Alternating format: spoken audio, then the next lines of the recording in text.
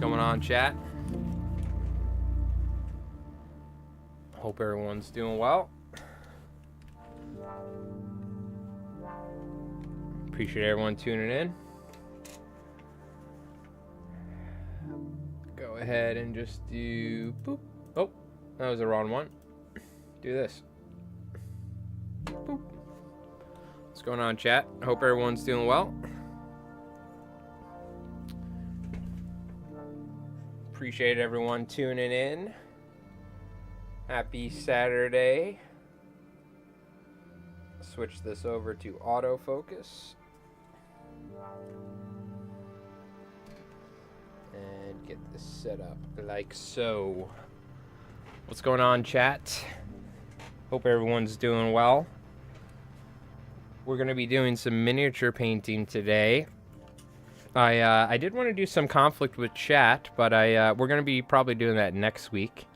I have to get some Turnip28 stuff done for the game we're filming tomorrow, so we do have I'm currently working on the next Konflikt battle report, so which we filmed a couple weeks ago, so that's getting edited at the moment, and hopefully that'll be coming out Wednesday. And the Turnip game we're going to film tomorrow will be not next week, but the week after. So, but anyways, we need to finish up. It's pretty simple. We're going to have some fun and make a mess. Rev brought us some terrain, some mud effects. So we're going to be using some of this AK mud ground stuff, applying it to the basing and into the grooves here, and maybe some on the sand stuff here. And then we're going to go ahead and flock the basing like we did with the rest of our Carrot Crusaders. So the Great Carrot Kingdom is going to war tomorrow. So we got 6 bastards on horseback. We have 3 leaders. We have 2 units of fodder with black powder weapons. And then we have a 6-man unit of brutes, which are melee dudes on foot. And this is our new Toph, or our new leader. We're going to be playing... Oh, hello, chat. I forgot. I didn't realize my camera was down there. The new... what do you call it? Leader of our army is this root shrine carrying this giant carrot that I made out of tinfoil and green stuff. And this is like our hero. This is our, what do you call it? I magnetized everything, but it's still the wibbly wobbly. This is our actual leader of the army that gives a buff in the form of being able to move fear tokens or panic tokens around, I should say. But anyway, so we got to do some hobby stuff. And we're just going to chit-chat. Give people some time to come on in, and what do you call it? We'll probably at some point, obviously, talk about Konflikt as well, and maybe take a look at the website and all that, because there's all sorts of cool stuff as usual to keep up with the Warlord folks. All right, let's get some tunes going. Some different tunes. Whoa, well, I wasn't even looking at the chat, but Squig Herder Sean coming in with the 5 gifted memberships. Round of applause. Unbelievable. Thank you so much, my friend. Way too kind. Going out to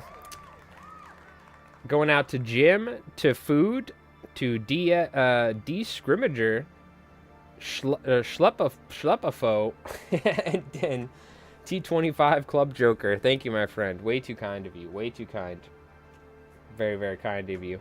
What do you call it? I got something for you folks. We're going to be showcasing some original tunes that we're working on for Konflikt stuff. So, we've been playing guitar and whatnot. Tiki is still dead. Ah. You hate to see it, folks. The AI war still continues. Is Tiki Palantir? Is he not? Who knows? We'll find out. All right. Thank you, though. Thank you for the membership, my friend. Again, way too kind. Just being here and hanging out is more than enough, so I appreciate it.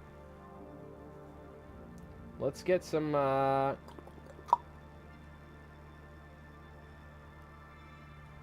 do we want to listen to? Let's chill it out, shall we?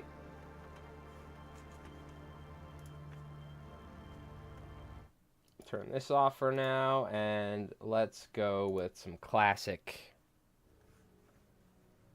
from the start.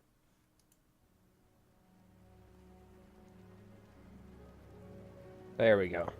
Nice, relaxing. Even though it's actually a pretty sunny day. I mean, it was it's gotten cold now, but it was pretty nice earlier. Pretty nice earlier. All right. So, we got check these bad boys out.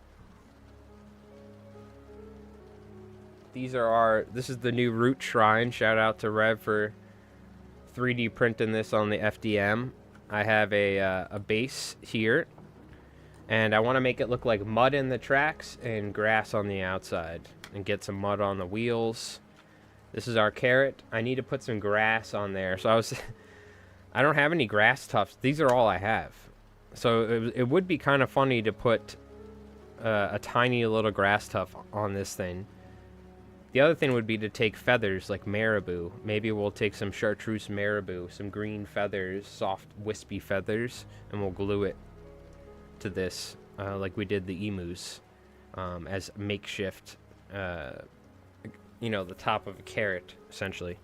And then we have these bastards, or these brutes, which are, I found on cults. I think they're like some sort of old world miniatures. For old world, and what do you call it? I took green stuff and applied the little classic sort of Turnip28 beaky helmets that they have, and I even made a cool like helmet on this dude. And most importantly, we added carrots to the top of their heads, because every single one of our dudes has a carrot growing out of their head, or in their helmet. So what we need to do is we need to base them. That's what we're trying to do tonight. And that means to base these guys, we have to break out the flocking tool. So first we got to cover everything up, and then we'll go ahead and flock the bases here. I have some newspaper stuff downstairs I can use to collect all the leftovers. Tiki lives in it. Tiki's not dead, damn it. Alright, Squid Curtis Sean, bro, I love you, bro, but, you know, we can't let the misinformation spread. It's already AI everywhere. I have to believe that something's real, like Tiki. Okay? My Instagram feed is already all AI BS. Even though, did you hear Sora 2 shut down? Shout out to Sora 2 shutting down. There's going to be less videos of raccoons shooting rocket launchers at grandmothers on their front porch in my feed, so that's nice. There was always videos of, like, some old lady opening a door and a bunch of cows sitting there with rocket launchers. That's why the RAM prices have gone so high on computers. For those beautiful Sora videos. Alright. Let's go ahead and check out this mud stuff. I'm assuming it's going to be very similar to the snow that we've used. Muddy ground. This is what I was going to get. Yeah, here we go. So this stuff's all dried up, unfortunately. But we've got some good stuff down here.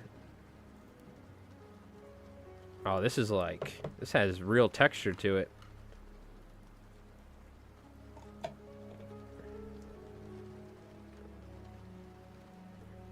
So I want to get it in the grooves. So you can tell this stuff's kind of dried up a little bit, but...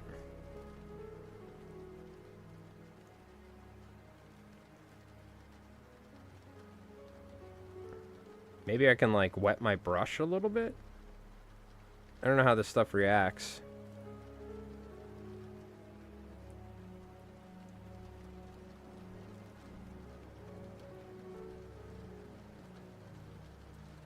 I mean, it works. Looks good. Add a little water? That's what I was wondering. Can we just add a little water?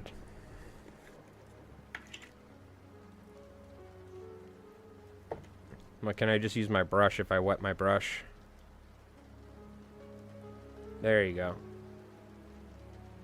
Because the snow stuff is kind of different. The snow stuff doesn't like it. You're always adding water to the pot? Ah, okay, I got you. I can pour a little in there. A little paint water never hurt.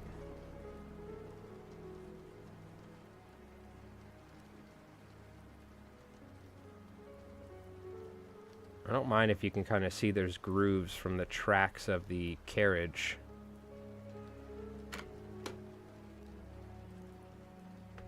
Oh, that was a little much. Just moisten it up so it doesn't dry on you.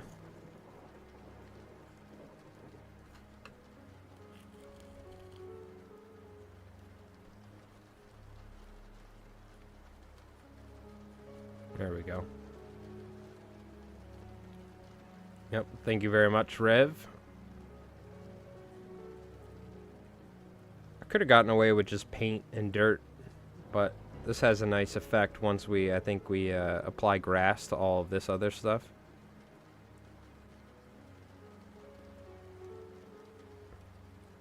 Being you could see there's some sort of carriage path or something, you know? From the cart being wheeled through. From the lands of Caritania. There's like sticks in here and crap. It's actually just dirt. They're like, hey, you know what? If we could just take dirt and make it into mud and then put it in a thing and then sell it to people on Amazon, we could sell it for $30 a container. It's literally just like dirt. There's like a stick in here.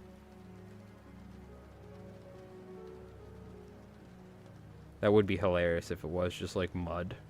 And we're like, oh dude, yo, you bought this new AK stuff, man. It's crazy. They just like went to like a pond and like shoved these containers in there. They're paying some dude like $5 an hour or something.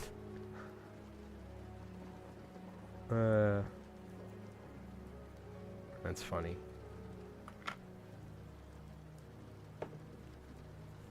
Does work nice. It's got some good texture to it. They definitely just like put like chips of wood and stuff in here though, which is kind of nice. It adds to it. Just kind of spread it around a little bit too, so it's not, as they've been walking through it, it's been like muddying up the area. Paint that after, that's not a big deal. Okay, that looks good. What a base live stream. Hey, there he is. I will not stand for the slander. Alright? This man is not AI. I was saying, Tiki, you know, it's like everything's AI nowadays. I gotta believe something's real. No. How's it going, dude? I'm assuming you live streamed last night, right? Because it was Friday night. How did it go? I saw you've been working on, what, your Japanese infantry, right? I think, were you working on conflict units last stream? But I hope you're doing well, dude. Was starting to heat up down there in Florida, or what? We're starting to get some sunny weather up here. Oh, I just realized the wheels on a cart actually go round and round, round and round, round and round. So you actually kind of want the mud everywhere, not just on the bottom. Physics. Science.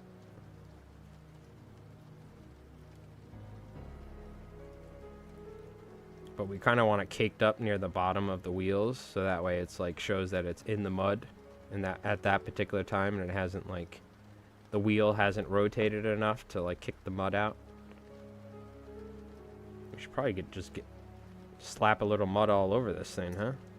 Like on the step area.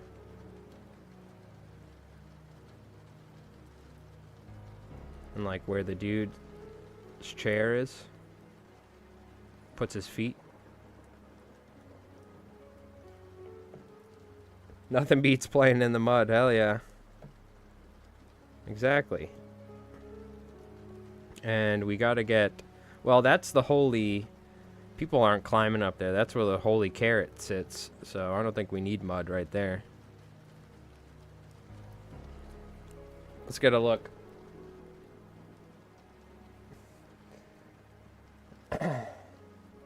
Input recognized. Oh no. He is AI. You're off this month? I got a lot of overtime. Okay. Wait, so... Oh, you're off streaming. Gotcha. You got a lot of overtime. Gotcha. I thought you meant you were off work. I was like, oh shit, we getting full-time Tiki?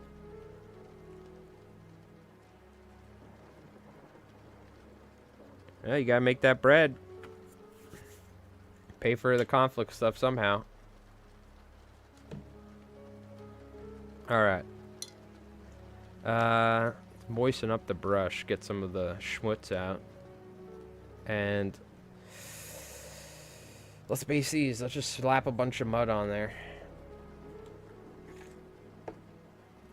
I wonder if while these are like... Well, here's the thing. I don't want to use so much mud to where it's like... I just want to cover up the bases a little bit. I think I'm still going to have to use glue to flock it. I don't think the mud... Yeah, the mud's not going to be enough to, like... hold it down, if you will.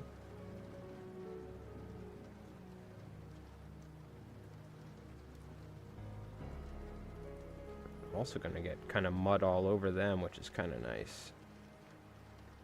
They've been trudging through the swamps, looking for the lost carrot kingdoms. Great relics.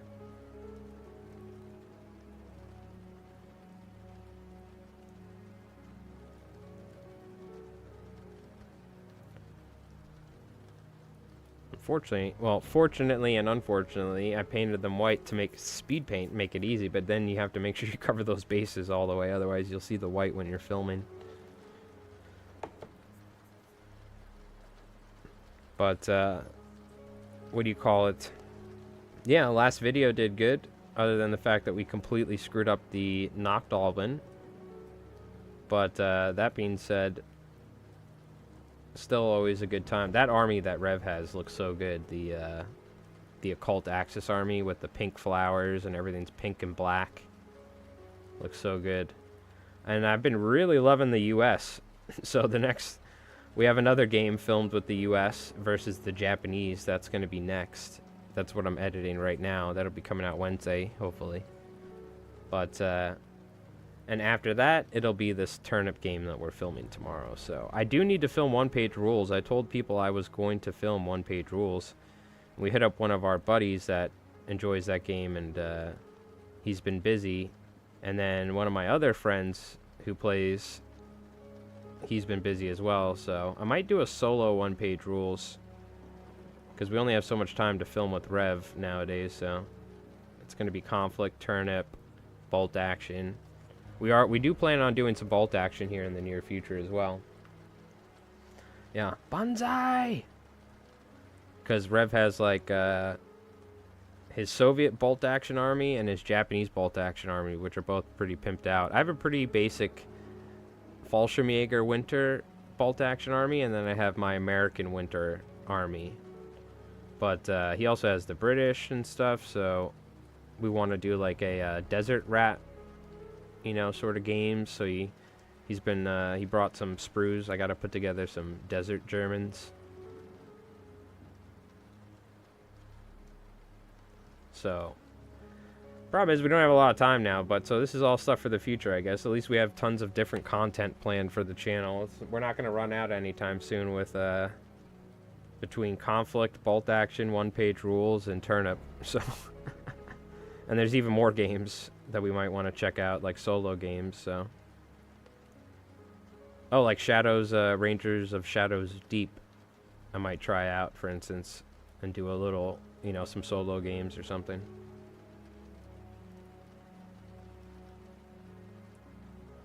Five parsecs from home. There's so many different things.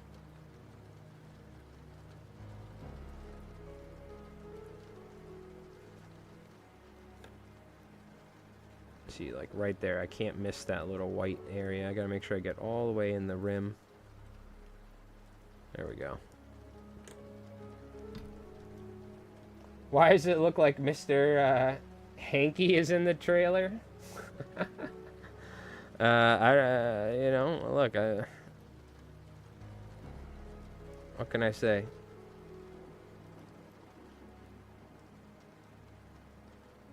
It's mud, alright? It's not what you think it is, I promise.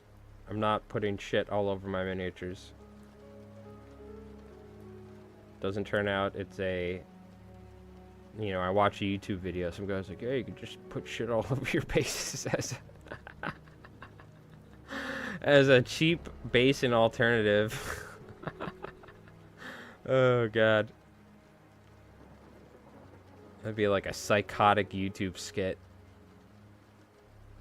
For sure. I did find a game while looking for a new, a Tiki Gnome, while looking for a new, Toph. Oh, man.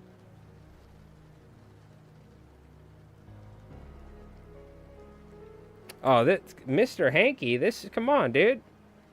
This is like, if anything, this is more in the shape of, like, Aqua Teen Hunger Force Cup Dude or anything like that, you know what I mean? This is a carrot. You just can't tell because it's bald. Okay?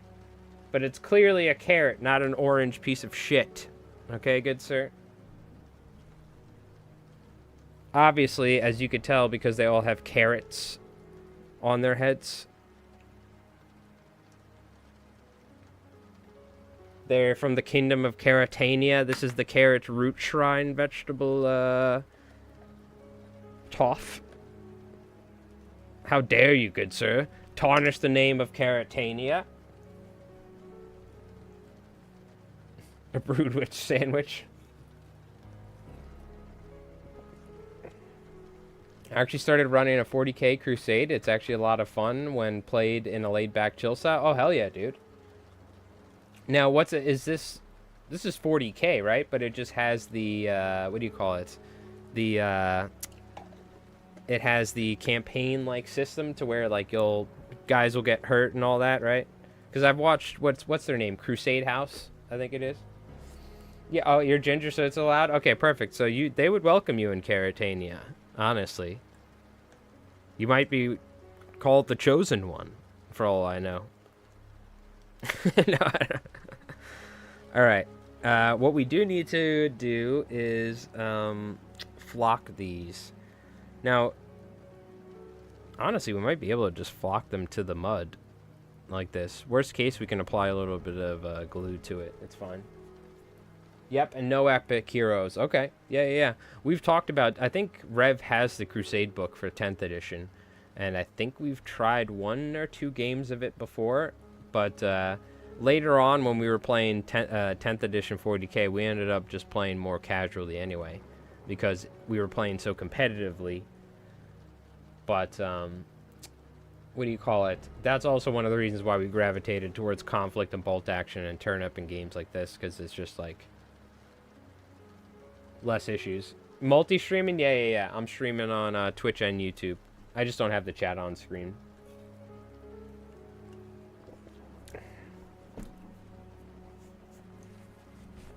Yeah, normally, Savage, we, well, not normally, because I guess we stream twice a week doing different stuff. But we do fly tying on Friday nights on Twitch and on my other YouTube account, Li Flies Mike. And then I'm streaming to Li Flies Mike on Twitch right now on Saturday nights for Mike for miniatures, and Mike Rolls Dice on YouTube, which is my YouTube account for battle reports. What's a tiki gnome? Is it a gnome that pretends to be your partner on patrol and then shoots you in the back over some goblin cocaine?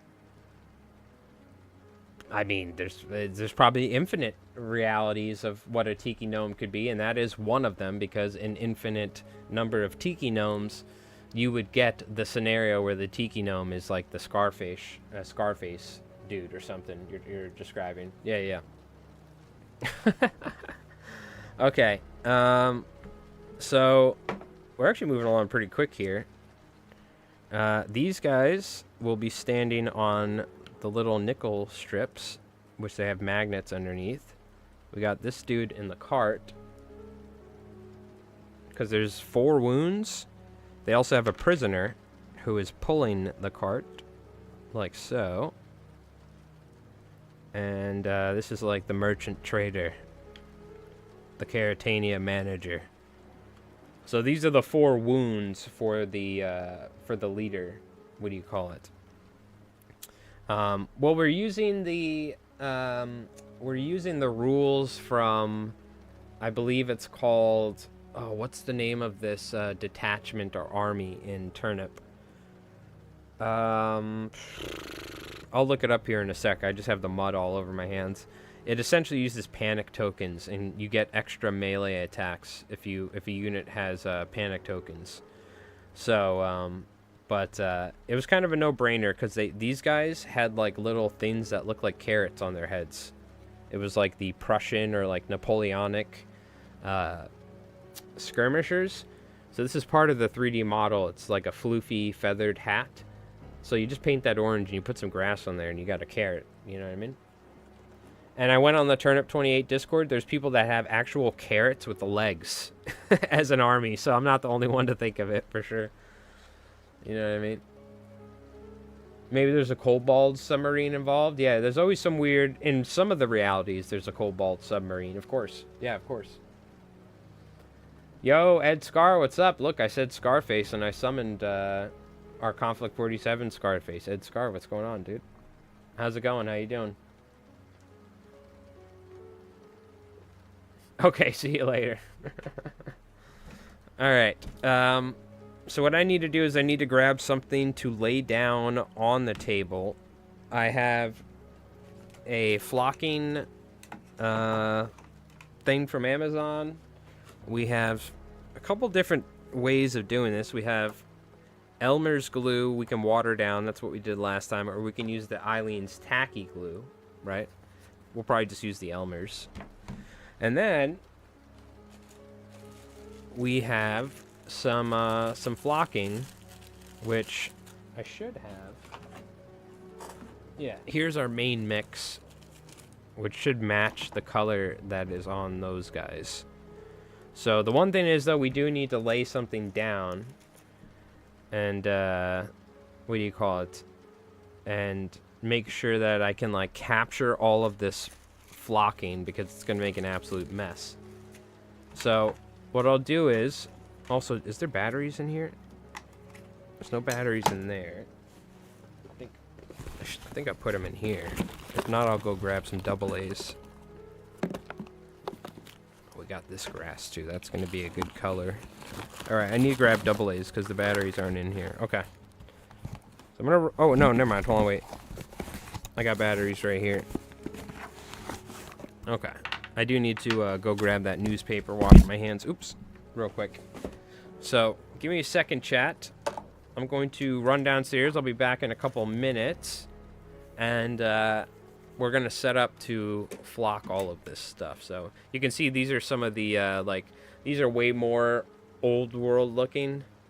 Like these are probably like, these are just copies like old miniatures from Old World, or like the old fantasy Warhammer. Like with dragons and like wearing dinosaur armor. These didn't really fit the look as much. So I'm just going to keep these maybe as extra toffs or something. I can always dress them up. But, what do you call it? I printed them anyway because I had the space. So it's always good to have some extras if I want to make leaders in the future or something. We are going to go ahead real quick. Let's put the batteries in.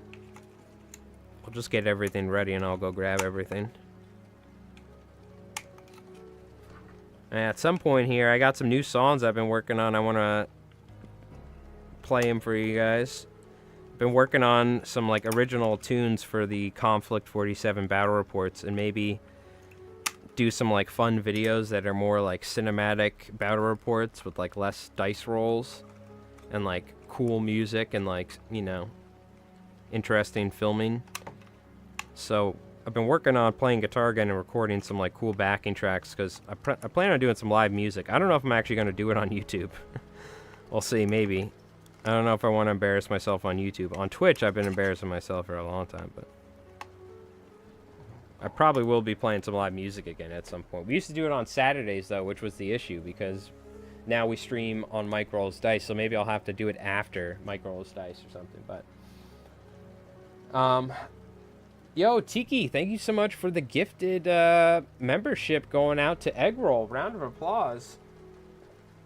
Enjoy the membership and the emotes. Oh, you're headed back to work? Yo, thank you, dude. Appreciate it. Very, very kind of you. You didn't have to do that, dude. But have a great rest of your night at work and whatnot, or your rest of your day, and what do you call it? Good rest of your weekend, man. And good luck with the overtime. Make that money, brother. Make that money. You're painting 20 zombies? Ooh, hell yeah. Hell yeah. I think the silhouettes are gorilla men. What? Wait, what? Did I miss something? Well, this is interesting. I've never seen grass put down. It's pretty simple. Yeah, especially with this. And he's gone. Yep, he was AI all along. Just like Steve Harvey. Alright. We'll be back in just a second, chat. I'm going to wash my hands. I'm going to grab newspaper, and we're going to start flocking these. Alright? Shout out again to what do you call it? To Tiki. Appreciate it, brother. No. Again, I'm multi-streaming. I'm talking to other people. Don't worry about it. I probably could have the chat on screen because they actually technically you get banned if you have YouTube chat on screen. But Dan Clancy, the CEO or the leader or the person in charge of Twitch, said you can do it. But that being said, I just don't like the look of chat on stream. So just assume that I'm talking to someone on YouTube if it doesn't jive with what you last typed. All right. I'll be back in a second, chat. I'm going to go grab some stuff. We'll have some tunes in the background. Bump this up for you guys. Our little Resident Evil ambient music. And we'll throw a little thing. I am human. Okay, you are human? Okay. Well, obviously that means you're human. But if I could give you a CAPTCHA test, I would. I'm not going to lie. Just in case. Oh, wrong button. Just in case. You know what I mean? What I need you to do to keep watching the stream, click on the 3 school buses. Okay? And I'll be back in just a little bit, chat. Alright? Appreciate it. Alright, chat. I'll be back in a sec. Let me shut this off, too. Alright.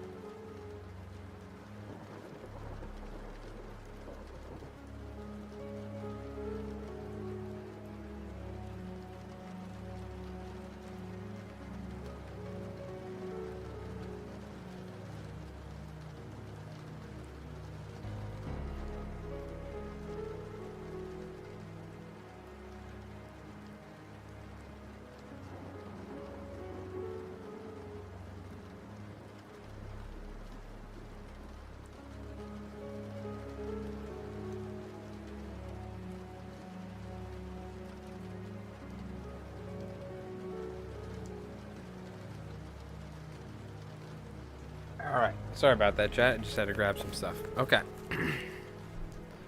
Let's do this. Let's make a freaking mess, shall we? Looks like we can get away with just one piece here. That's why it's good to save this sort of stuff from the local supermarket. Well. Nah, we need more room. We need more room. We'll also mix the music up here. Let's get something a little bit more exciting going. Let me move this stuff to make it easier.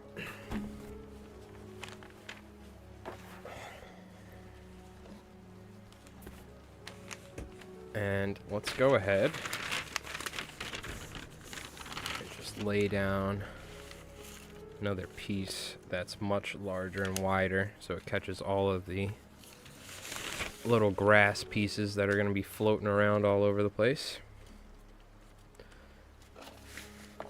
But you can't have cool custom flocked bases without making a mess, so it's part of the fun. Okay. I mean, the stuff's already dried up, so we're going to definitely use some glue so we can get everything ready. Oh, let me put the beat right back then away. So let's listen to, let's mix it up. I've been working on some music for Konflikt. This is like just early recorded. So it's not like mixed or anything. I'm not going to play it loud, but we'll just have it in the background. Oh, listen, we got this I recorded today. I'm pretty happy with it. So, what do you call it? I even wrote some fun lyrics for it, but I'm not gonna. We're just gonna listen to the actual song. So, all right, let's get some. It's not too loud, hopefully. Okay. Let's go ahead and get our flocking ready.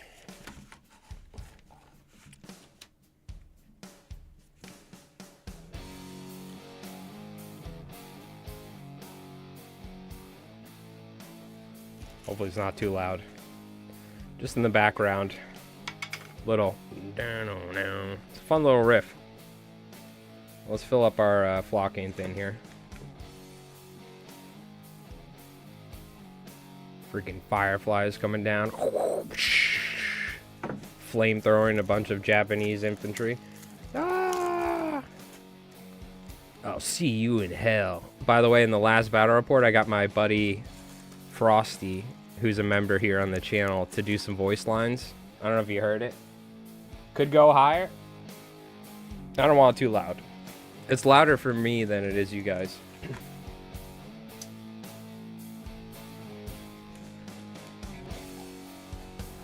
All right. Yeah, I got my buddy Frosty to do some voice lines, so he's like, I'll see you in hell. I was trying to get him to do like some sound like some cool space, but he kept doing it he kept almost laughing while doing it. So, but I was like, all right, that works good. And it ended up working good. Ed Scar, I would love some British voices. Also, just to get different voices on the channel in general. So it's not just me doing the same all the voices. So I would absolutely love to get some folks from the community to do some, give me some voice lines that I can keep logged. You know what I mean? Yeah, if you heard a different voice, it was like, I'll see you in hell. There was only a couple of them because it was super late at night, and I finally got Fred alone to my, because we were in Discord and everybody was there. I'm like, Fred, I'm finishing this video. Come here and do a couple lines. And he laid a couple bangers, but I got to get him to do a little bit of a deeper voice. I was like, imagine you've been smoking cigars. Because all of these dudes apparently all smoke cigars all the time. All Paragons have a cigar in their mouth or something, you know? Hell, half my bolt action miniatures have cigarettes and cigars in their mouths, you know? Yeah, there you go. I'm here to I'm here to kick ass and chew bubble gum, and I'm all out of bubble gum. That would have been a good one. I'll have to have him do that next time. All right. We're going to use some Elmer's glue.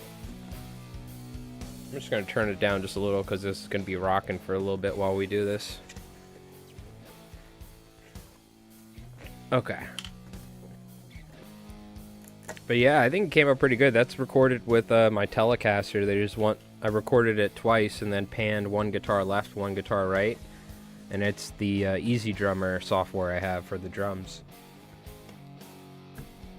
But it's a pretty sweet riff. It came out, so I wrote a song about a captain lost at space, and it's like Captain's Log.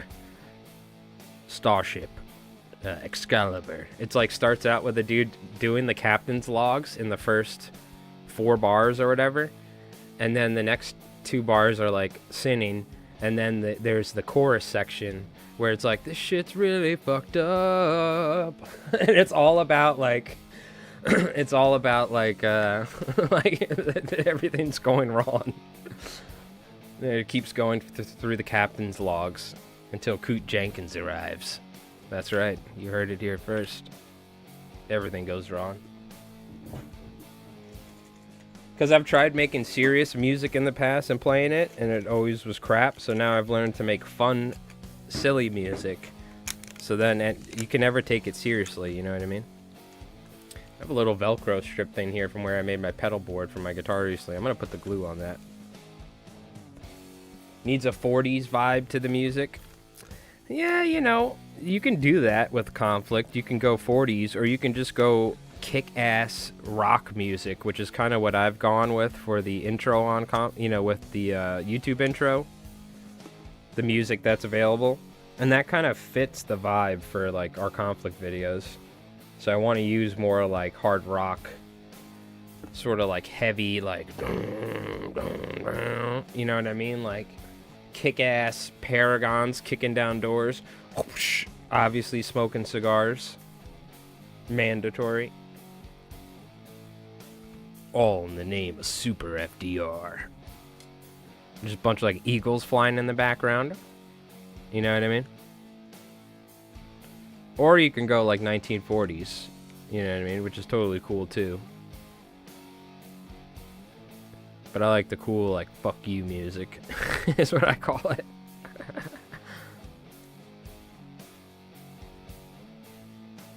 Oh, it'd be a shame if your Panzer IV got blown up. Dun, dun, dun, dun, dun, dun, dun. Fucking guitar solo.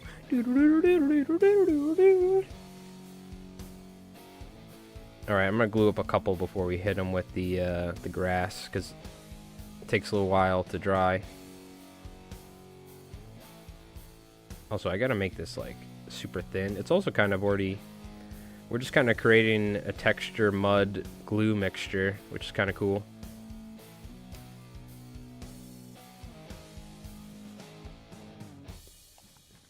Oh, that's the end of that one. And then we got another one, too. Let's play another one. This is a cool one. We'll meet again, but it's actually a proper violent song upon retreating from the battlefield. Dude, there's probably some 1940s bangers out there, I tell you.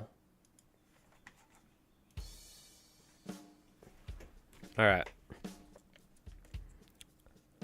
Probably some I just don't know how to make music in 1940s style, and it's also not my style of making music, so. What you need to do, Ed Scar, is break out the, what's the most 1940s instrument you could think of?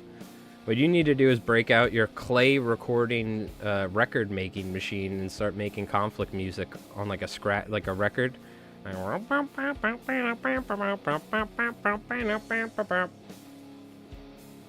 fireflies come flying down from the sky. You know, like where it's all like it sounds like something from Fallout you find in like a bunker somewhere.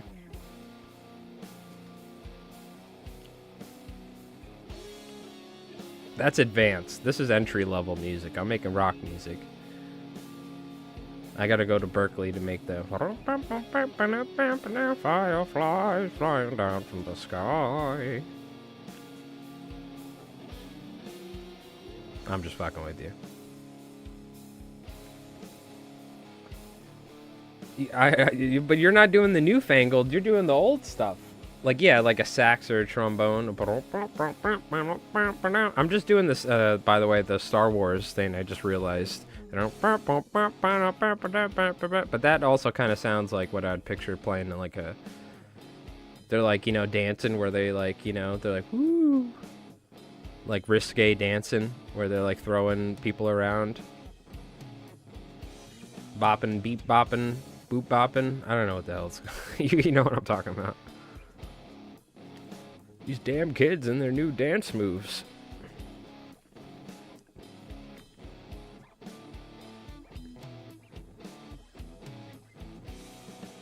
Yeah, is there like, what's the American pop culture like?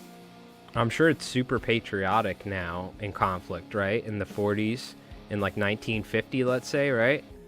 But like, or like in the years after, like, but like what's like rock music and like things were starting up around then. Like you had like, you know, what, like Buddy Holly or what, all these different people are like Elvis, and what was that, like late 50s or early 60s? So you had different music stuff going on, but I wonder like how what was going on would affect like all of that. You know what I mean? That'd be interesting. How would Schreckwolfen and Rift Weapons affect the Beatles' music when they eventually formed their band years later? Now we're really getting deep into the Konflikt lore. Would Jimi Hendrix still, you know, he'd have Machine Gun or something, but instead of Machine Gun, it would be called Schwerfield. Down, down, down, Schwerfield cannon. You know, I don't know. Or it'd be called Tesla. Alright. I don't know what the hell I'm talking about. I gotta eat. I haven't even eaten dinner yet. Let's glue some flocking on here.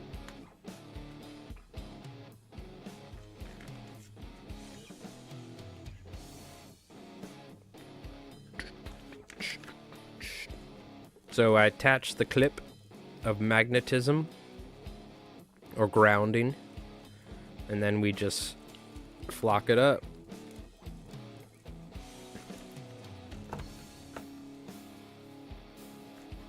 I like to make sure I get a little extra in there, and then I give it a good tap.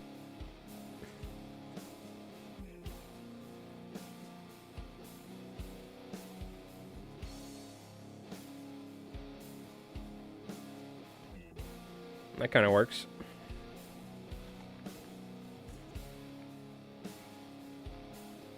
We got that nice mud underneath, so it's nice and dark. You don't see that white. And it's also like some of the areas are raised because of the mud, so that's kind of cool. It's better than just painting the bottom, I guess, if we're going to flock it.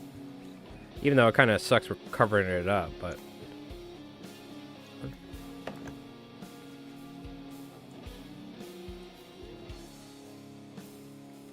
There you go. Break out the xylophone and slam down a 6 xylophone solo or trombone solo over that, and you got your next Konflikt track.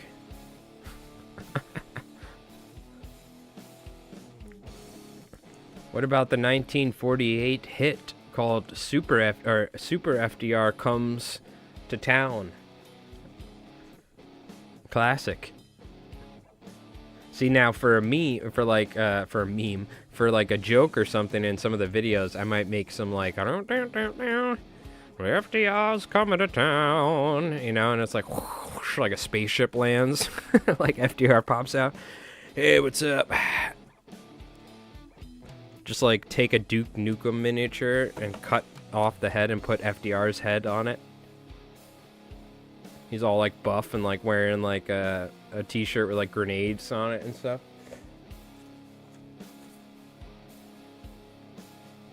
There you go. I will say I do have a very dry, almost British level of like sarcasm that I'm very good at it. I definitely, somewhere down my lineage, I got that just like classic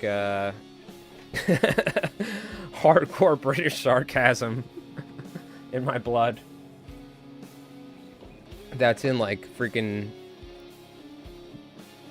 all of like British humor and pop culture that we've seen in shows over the years, or like Monty Python, all that, whatever. Super dry, like. And I'll say stuff with such authority that people think that I'm not joking, but it's like clearly a sarcastic comment. I would do it all the time while I was like DMing. Rev probably knows. Where I would say like, yeah, oh yeah. They eat babies. Like, what? Like, no, what are you talking about? Come on, I'm joking. We're talking about like the, you know, like whatever it was. I don't know what it was, but.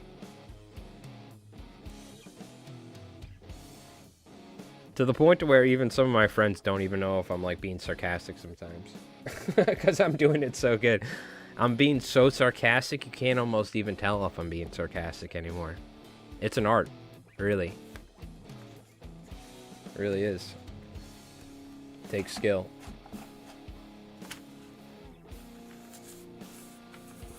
This is why we use a little tablecloth, homemade tablecloth,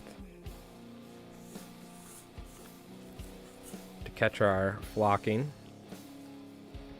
When we're done, I can pick it up and just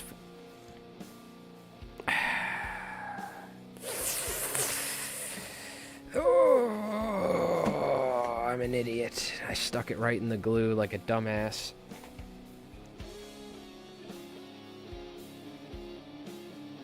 Thank God it didn't get on the screen. Luckily, it could have been far worse. I just gotta clean the glue off, but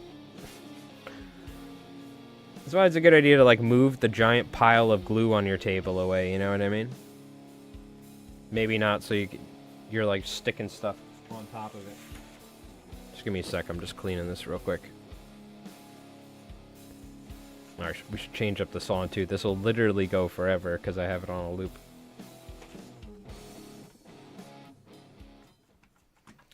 Let's mix it up. If you want it, this is what we're... oh, there's this one too I recorded earlier. I use Studio One for my...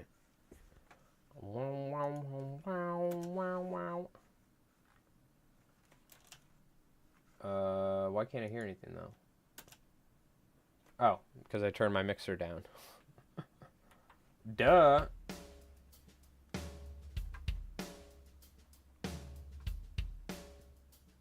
You're 50% of the way to my level of sarcasm? Alright, well, I'm working on it, alright? I heard it gets better with age. It's like a fine wine. You know what I mean?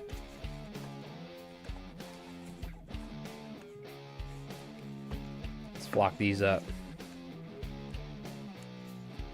So these are just like rough recordings of just like getting it to where I can jam over it or something, but my buddy's got a recording studio here in town, so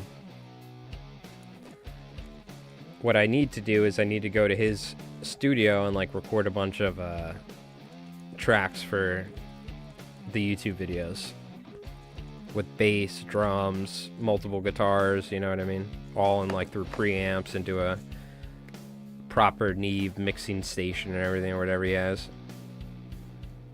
compared to my little audio interface I use.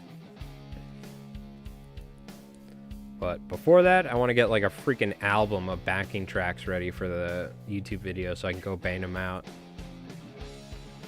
That's where kind of playing them live helps.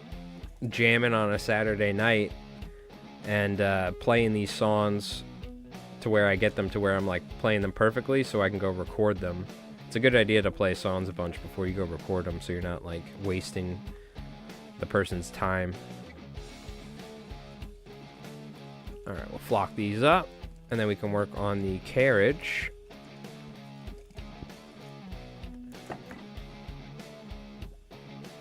You age like a fine vinegar. I mean, vinegar, you can use vinegar for some cool stuff. You can take it and like remove rust from stuff if you leave it in vinegar overnight and then wash it in water and baking soda. That's a little pro tip. So there you go. Look on the bright side.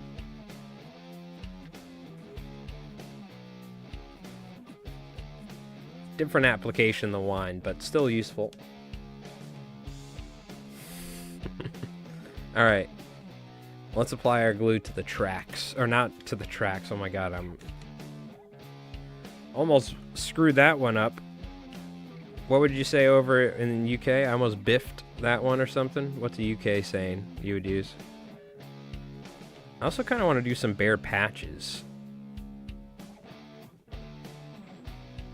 Maybe have some like mud sticking out. I probably shouldn't have grass covering every single spot. That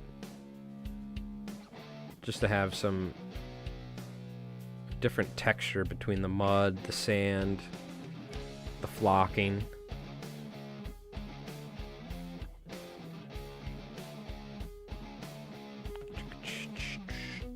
It's a fun little riff.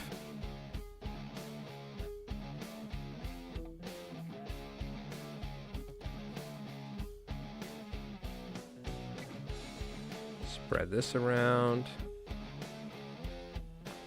We'll go back to listening to real music soon, because I only have a couple tracks. I just wanted to listen to them while we're doing this.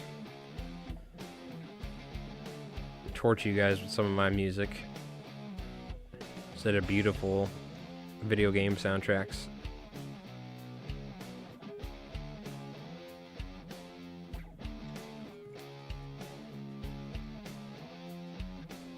It's that little wow wow. Alright. That looks pretty decent. I do want most of it to have flocking, but I want some bare patches. Like that. That's a little better. And I should also have grass where the feet of the miniatures will be in the, near the metal strips. To cover up this somewhat unsightly metal that we use to attach the magnets. That looks good.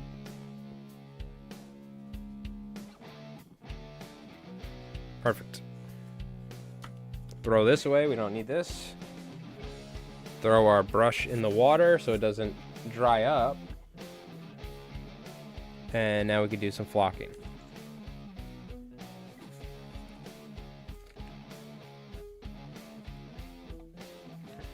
Oh, we should probably refill it first, huh?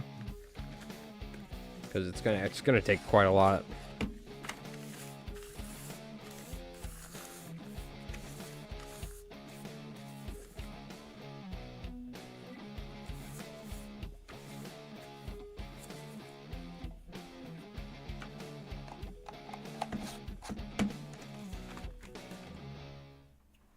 All right, there we go. We got some tracks we're working on, some little riffs.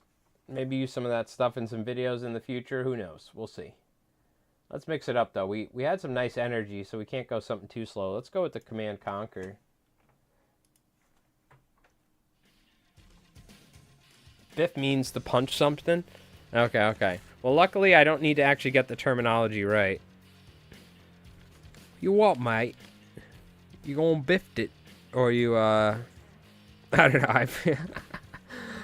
Watching Djibouti Show and them do their version of British accents is where I get the majority of my British slang from, so it's definitely not accurate.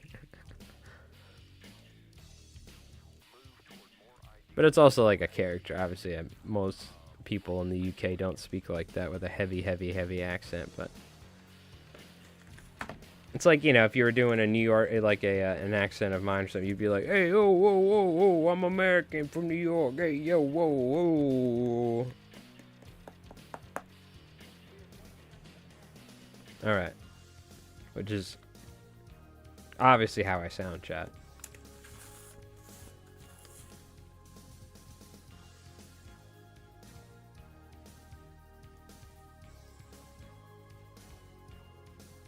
I like to just do a little sprinkle on top. I love a good English accent, though. Sounds good. Us Americans, we do love accents. Ooh, there we go. You want that 3D aspect to it, that grass. There we go. I want to knock all the excess off, and then I'm going to do another to fill in any gaps.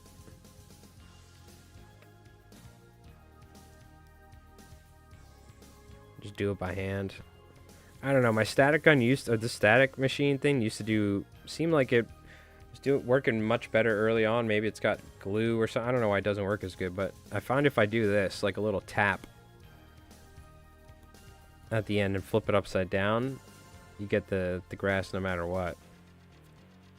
There is a very unstable situation. Dum, dum, dum, dum, dum, dum.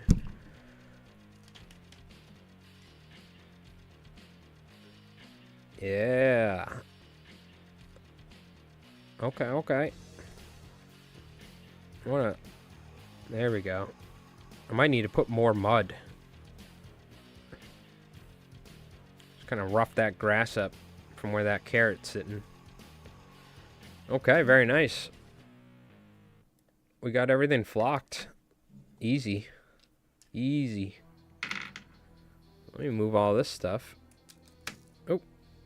And what we could do is clean this stuff up and take a look at the army and everything, and maybe do some extra little detail stuff. Yeehaw, Americum. Got all those freedoms, and then it's a way on account of how it rhymes with guns. Oh, that's your accent. Okay, okay. I thought you were sending me another 1940s ballad. I'm like, what the hell are you doing? You having a stroke? I see, I see. You were doing the accent, but writing it out. Genius. Spot on. Gotta say, round of applause.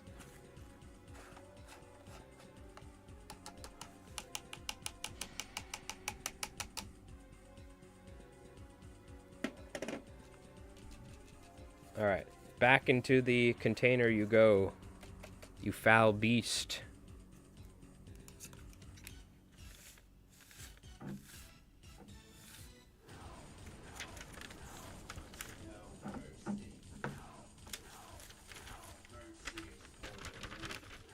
There we go. That's why we do this.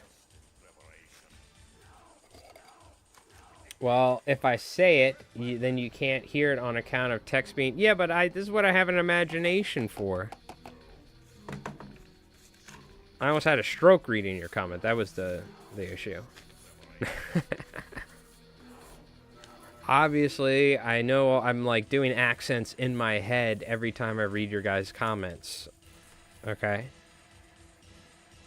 And there, I was doing a British guy acting like he's American, doing an accent in my head. So, it was all there. It was all there. You just didn't see it. Alright. There's still a little bit more grass. I guess I might just throw out the rest of it. But we gotta... There's still stuff floating all over the place, so let me do this. This is why doing this is very helpful. Oh yeah, there's still some grass in there. We'll throw that back in.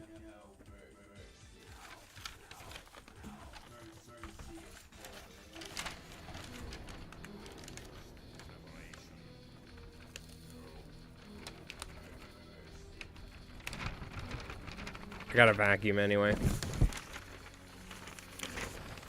Always vacuuming this because this stuff got everywhere, dude. As it usually does. Microplastic fibers flying everywhere.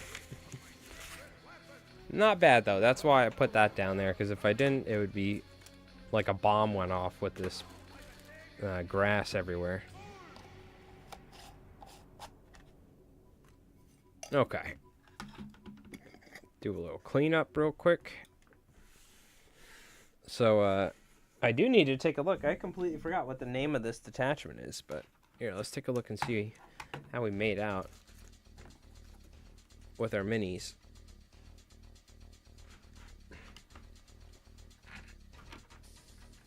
So one thing I didn't do, which I need to, is apply a wash over the actual minis themselves. So that's something we need to do. Apply a wash. For sure. But we'll get a little close up here. They look pretty good.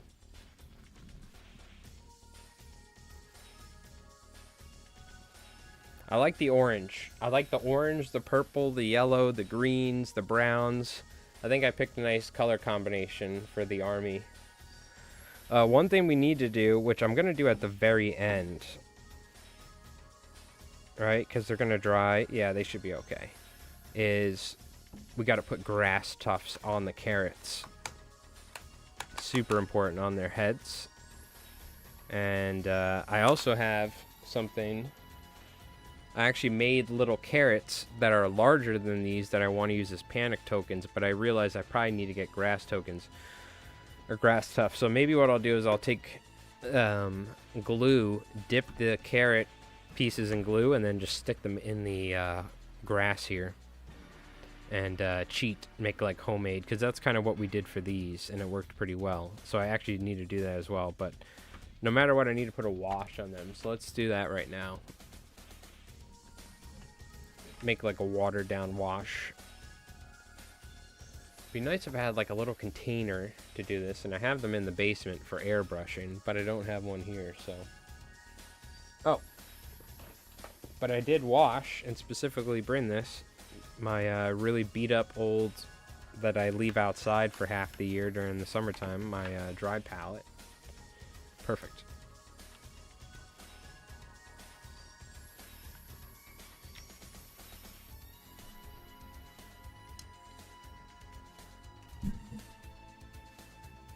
Just a little glue on this. I want to clean this.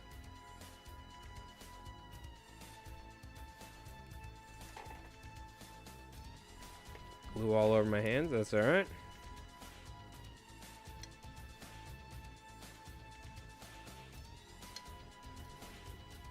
I don't like using a ton of brushes for this sort of stuff with the glue and the whatever.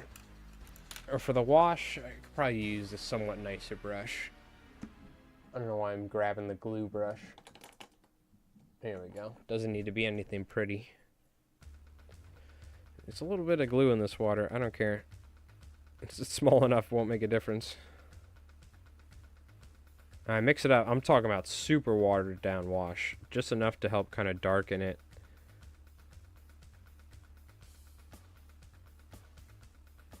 It might be too watered down, but we'll see. Should be good. It darkens it up, believe it or not. I didn't want it to get too dark, though, like if you cover the whole thing in the wash, so.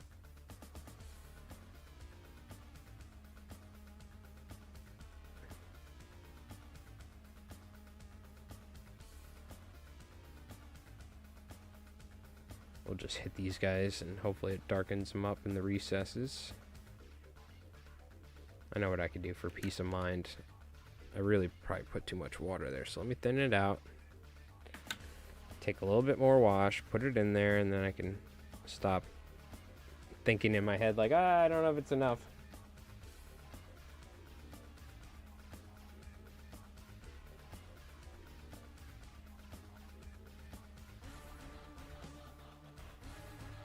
This just kind of helps darken up the areas, but I find if you apply this, whatever, this is like the Strawn Tone wash. If you apply this stuff direct to the mini, it like stains very easily and like gets super globulary. I don't know if that's not a word, but I'm trying to come up with one. Gets very like congealed and stuff. It's like, I don't know, it doesn't lay down nice. So if I thin it out, it works much nicer, honestly, especially for this sort of application. The only problem is I keep forgetting to do this before I apply the grass, because now the grass is getting all over the miniature, but that would make too much sense for me to like remember things. So instead, if I make the same mistake multiple times, it's actually like, you know, more lore accurate to my miniature painting. So every time with these guys, I've painted them, and then I flock them, and then I'm like, oh wait, I gotta put a wash on them, and then the grass gets everywhere. But you know what? For Turnip28, I don't think you got to worry about having some grass on them, because the whole idea is you kind of want grass growing on these guys. Everything's got like fungus infusion to it, and like plant infusion from the cyst.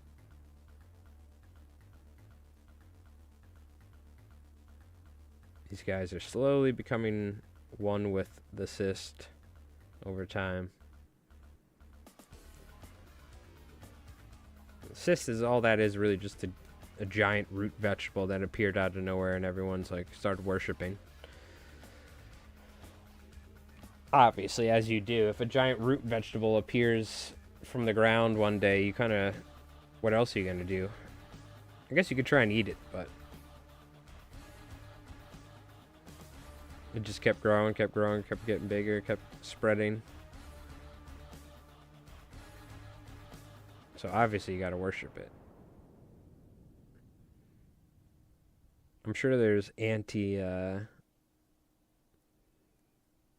cyst or whatever, like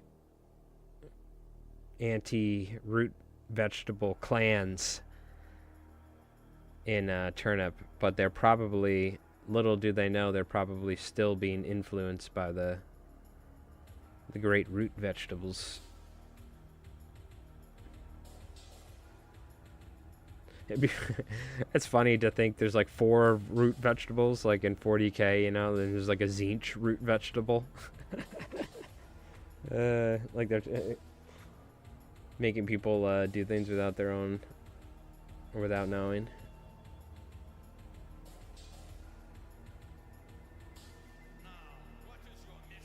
I don't know, we gotta keep 40k out of Turnip. The root vegetable's too pure.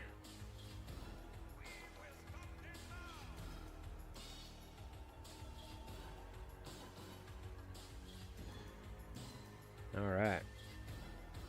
Yeah, I saw there was, we do gotta take a look on the Konflikt website. I think they, I saw this on the email. They're on, because I'm, you know, I get the Warlord email. I'm sure most of you do, if you purchase stuff off their website. I saw there was like a image or a, oh, that's what somebody was talking about, the silhouette of like a some sort of teleporting like Japanese ghost miniature or something. That's what you're talking about. I was like, what are you talking about with the silhouette?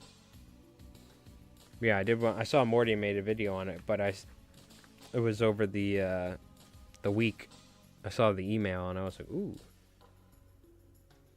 Adepticon previews or whatever.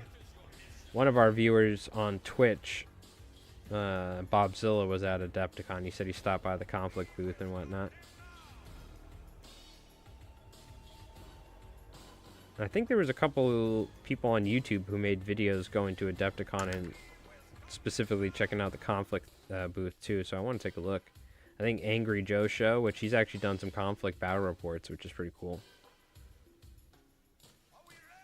I think that's his YouTube channel. He's been around for a super long time, too.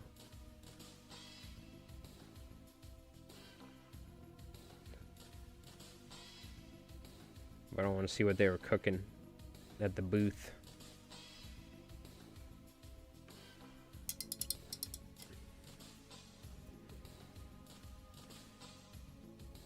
It's very subtle wash. But you know what? Sometimes less is more. In Flytime, I say that all the time. Keep it sparse. Less is more. This is a very slight wash to kind of fill in, because I dry brushed it with like an orange on top of everything to make it rusty. It's made the whole miniature look rusty. So now this will kind of darken it up slightly. Last thing I need to do is get some actual varnish in a spray can and like varnish all of these miniatures with a matte varnish. So the freaking grass stops coming off as I play with them. That's the one issue with the flocking and all that. They shed over time.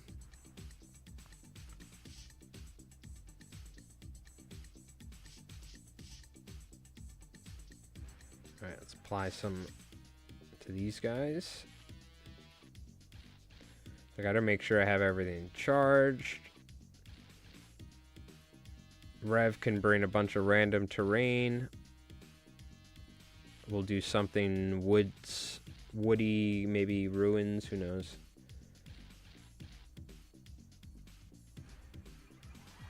We got our dangerous terrain and all that, because you have a specific terrain that you make for, or have for Turnip.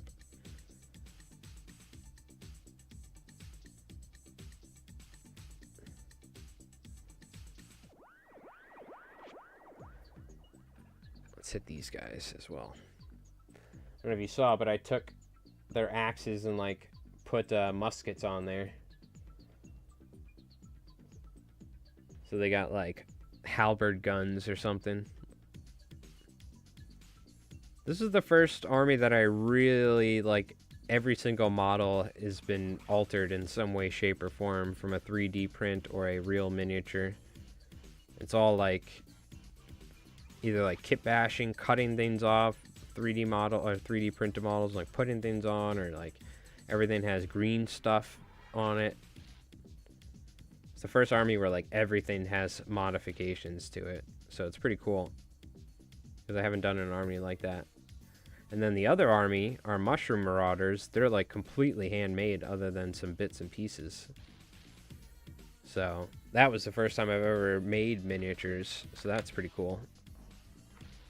And I want to expand the army into a different, where's that piece of metal? There it is. Into a different detachment. But I was gonna 3D print a bunch of pigs because there's this the fungivorous herd or something is the name of the army. But where they have hogs that multiply. But I was about to 3D print them, and I'm like, wait a minute, I can't 3D print them. The entire army's handmade, so I have to like make something because it's just they wouldn't fit the look because everything's made by hand and it looks like crap. But that's part of the charm of the army, is it's all like, you know, you're not going to find anything like that, so. I got to make some custom, I think, hogs for my mushroom army. So I'm going to be using my carrot army tomorrow.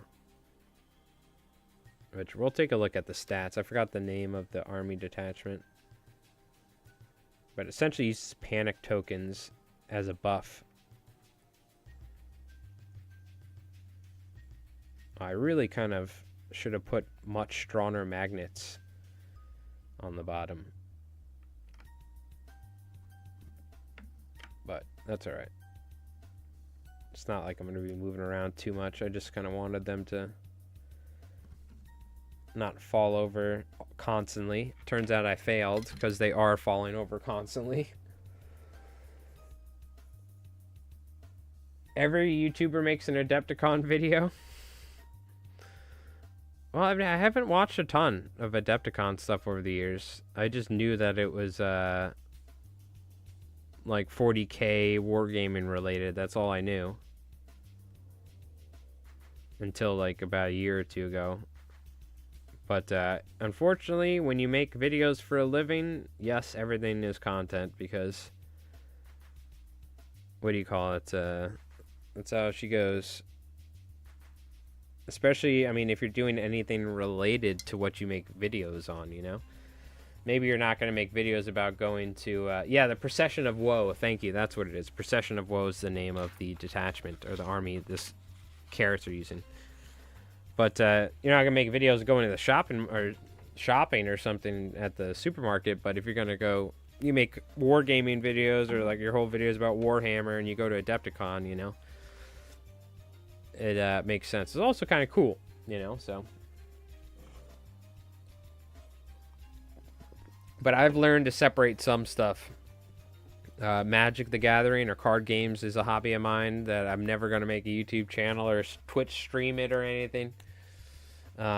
Just certain stuff that are like other hobbies that I enjoy doing that I already have turned one of my hobbies into a living, which is fly tying and making videos. And now we're taking our hobby of miniatures and battle reports and making videos on it. So you definitely don't want to make everything in your life on the internet for sure.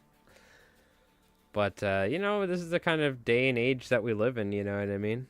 It's definitely strange to say the least, but it'll don't worry, it'll only get stranger from here for sure, without a doubt. So all right. These are looking good though. What do you call it? I do need to do the grass tufts on top, so we need to let them dry. What we can do is we could take a look at the Konflikt website, and we could also take a look at the new Turnip rules, which I don't know if I have them on this computer, but or we could just take a look at this army detachment. But I do want to take a look at the Konflikt website, or the Warlord website, and just take a look and see what's going on there, because we haven't looked. I know there's like some new pre-orders or something that we might have missed. What if they make K-47 Universe Beyond? Well, first off, that'll well, never say never, dude. You never know. But I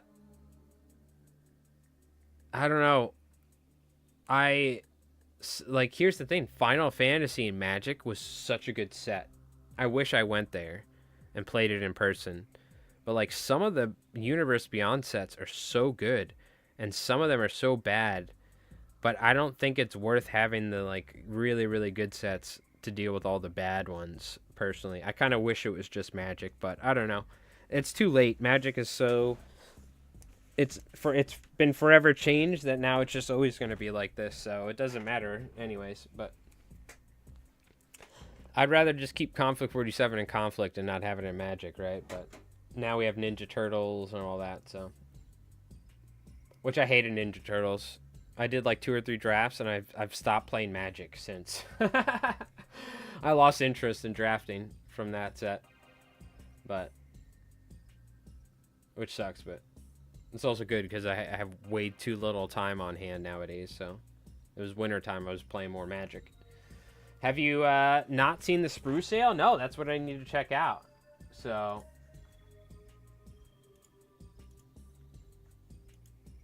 it's exactly what I got to check out. All right. That being said, I'm going to run and grab a drink real quick. And then we'll take a look at the Warlord website while these dry. And then the last thing we're going to do is we're going to glue grass tufts on the heads to give them the carrot looks.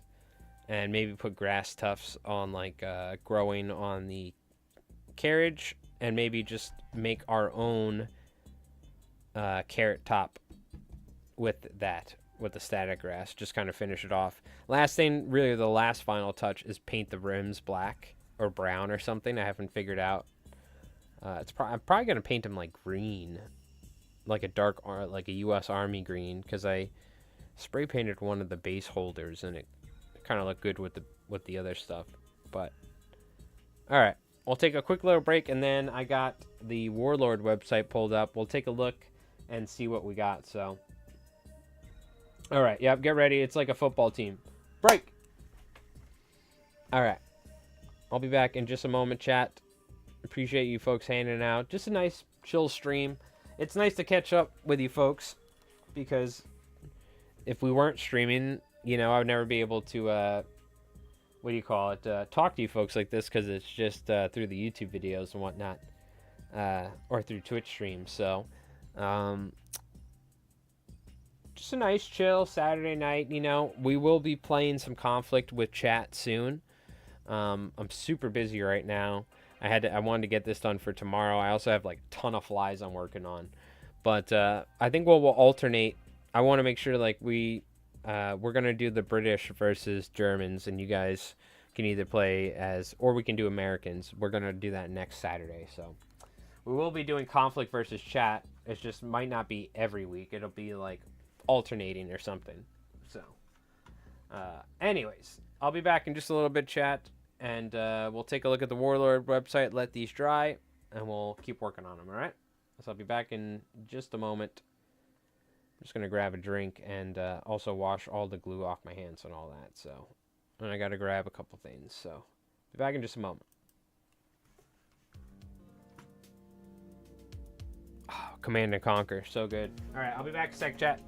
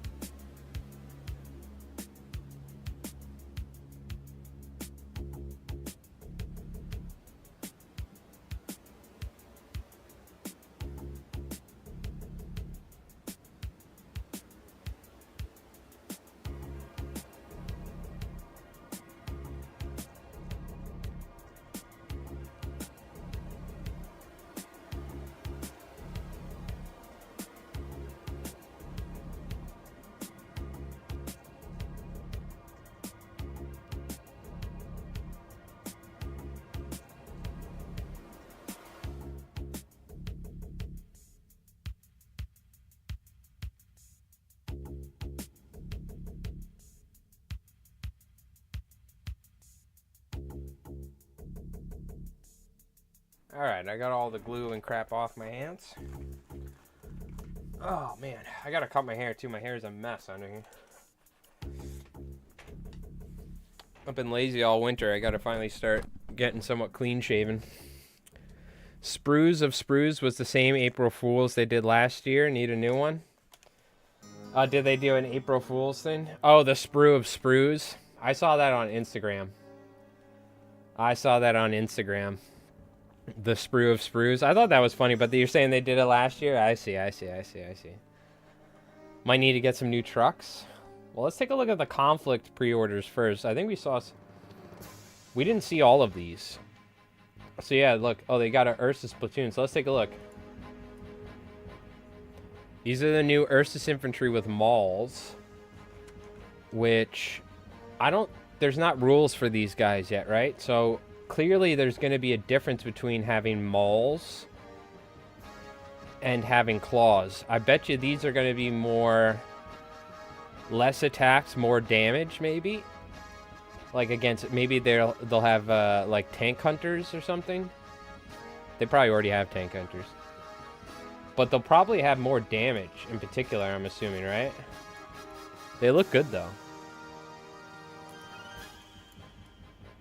Good sculpts. I love the... Look, they got the freaking rift juice, bro. I'm assuming there's going to be 2 different profiles. I don't think there is right now, right? If we go take a look at the Soviet list. Let me look at the Ursus infantry options.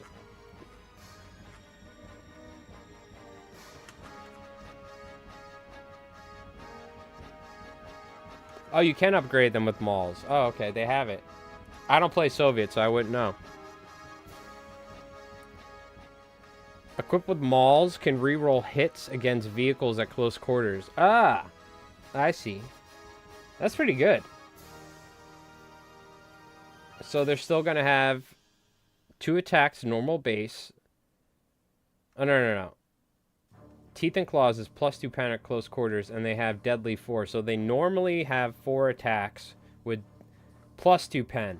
Then you give them Ursine Fury, and they go up to +3 pen. Were they always Deadly 4? I thought they went up in attacks from Ursine Fury, but maybe not. Yeah. This has got to be the best unit in the game. This has got to be the best unit in the game. I want to make a video where it's 3 bears versus an entire, like, army of infantry going through close, like, in a close quarters combat situation where it's like 3 Ursus infantry break into a dining hall where a bunch of, like, paragons and fireflies are hanging out, or like regular US infantry, like high command, and it's just full of infantry, this like big hall. We'll make like a custom terrain thing, and we'll have 3 Ursus infantry just break down the door and see how many soldiers they can take out. Just the 3 guys before they go down. And you just surge them, or just exhaust their Rift Eye every turn. Give them Ursine Fury, and then everyone will keep charging them. Ah! And they'll just, I guarantee you, they'll just kill every single unit. I guarantee you. It would be a fun video though, like a video, like a cinematic video where like 3 Ursine infantry break into like a US headquarters building, and they're like, "Oh my god!" Like shooting it with machine guns. Oh yeah, it would be like a horror movie. It would be ridiculous. It'd be like a scene out of like Werewolves from London where it's just tearing apart everything. That'd be crazy. Get and keep a surgeon die, and you are damage value 8. Yep. Well, we gotta leave something up to luck. You know what I mean? Anyways, these guys are cool. The new models look sick. I will say though, Rev's minis, like he has the metal Ursus infantry. They look badass. They really do. They look badass. These look great too. These are very dynamic poses. Like this, right here, and this. But the metal ones are sick. I really do love the Warlord metal miniatures. They're really good. I like a lot of the old Konflikt stuff. I'm happy I bought a lot of the older stuff. Or we have a lot of older stuff in our arsenal. Better Shrekwolfen surging versus Ursus. So yeah, so the Shrekwolfen when they're surging, I think Ursus are still better. But if we take a look at the Shrekwolfen, they go up to damage value 8. And they just have less attacks. And their ability is not as good. So, unless that's what you were trying to say. But Shrekwolfen, their damage value 7. When they go surging, their damage value 8. Very similar. They have Deadly 3 with +2 pen. So they have 1 less attack with the same amount of pen. But when every single turn, Ursus Infantry will be using their dice to get Ursine Fury. So they're going to have +3 pen. So they have 1 more attack and they have 1 extra pen. And this ability doesn't affect half of the units in the game. So I've played with Shrekwolfen, I don't know how many times on the channel. I've never once been able to use Howl at the Moon because Rev is always using Fearless units. And we've looked it up. Fearless means that you don't need to take a morale check. So that kind of... This is like an FAQ thing, but maybe not because it is kind of written the way it's written. It forces a morale check. So if you don't have to take morale checks, then you're not affected by Howl at the Moon. But I've used the Shrekwolfen so many times, I've never once been able to use this ability in a game of Konflikt. That being said, Shrekwolfen are fantastic. But they're the same amount of points. Literally the same amount of points.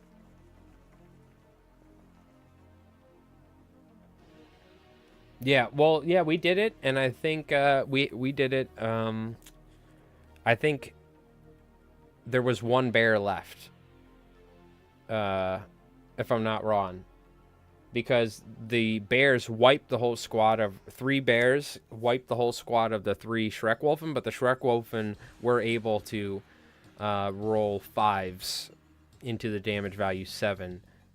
And they were damage value 8 because I used Colonel von Liechtenstein's Rift Mastery to make them. Whenever I play with Shrekwolfen, start of the game, there's a platoon commander within 6 inches that immediately uses his Rift Mastery to give them a surging die. Then what you do is you have 2 die. You have your 1 active Rift dice that you're going to use for your Howl at the Moon ability. And then you have your surging die that you never activate, you just leave it base. And you have your damage value 8 Shrekwolfen for the entirety of the game. So that's the really nice thing is you can guaranteed 100% get a squad of 3 or 6 Shrekwolfen, and 2 of them honestly, because you get Rift Mastery for free on your unit, so you could pay for Rift Mastery on another platoon commander, and then double. You can go surging and then give the die. But for that, you do need 3 Rift die in total. So, can you do that then with an extra platoon commander? You can, right? Oh, no, you don't need 3 in total. You need 2 in total. Because you convert 1 to a surging die with 1 die. And then to give the die permanently, you need another die. So that's 2 die. Yeah. I believe so. Yeah. I don't know. This is where Rev knows everything. I'm just trying to remember basic stuff like Tough Fighters, you know? Anyways, 2 very good units. That being said, Ursus Infantry kick ass. For sure. We got the new robot units. And this is like a platoon commander, it looks like, or a company commander. Looks like M17... light Tesla cannon, or M21, I think light Tesla cannon, is that what it's called?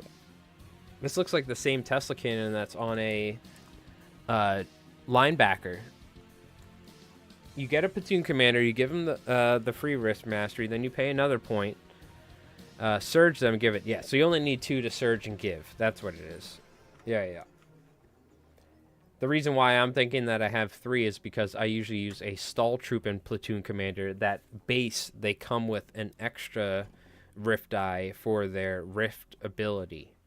That's what I was thinking about. Colonel von Liechtenstein. But I will say, this guy looks great. I really do love their... Is this a Mark II? Yeah, Mark II infantry. Mark II-C.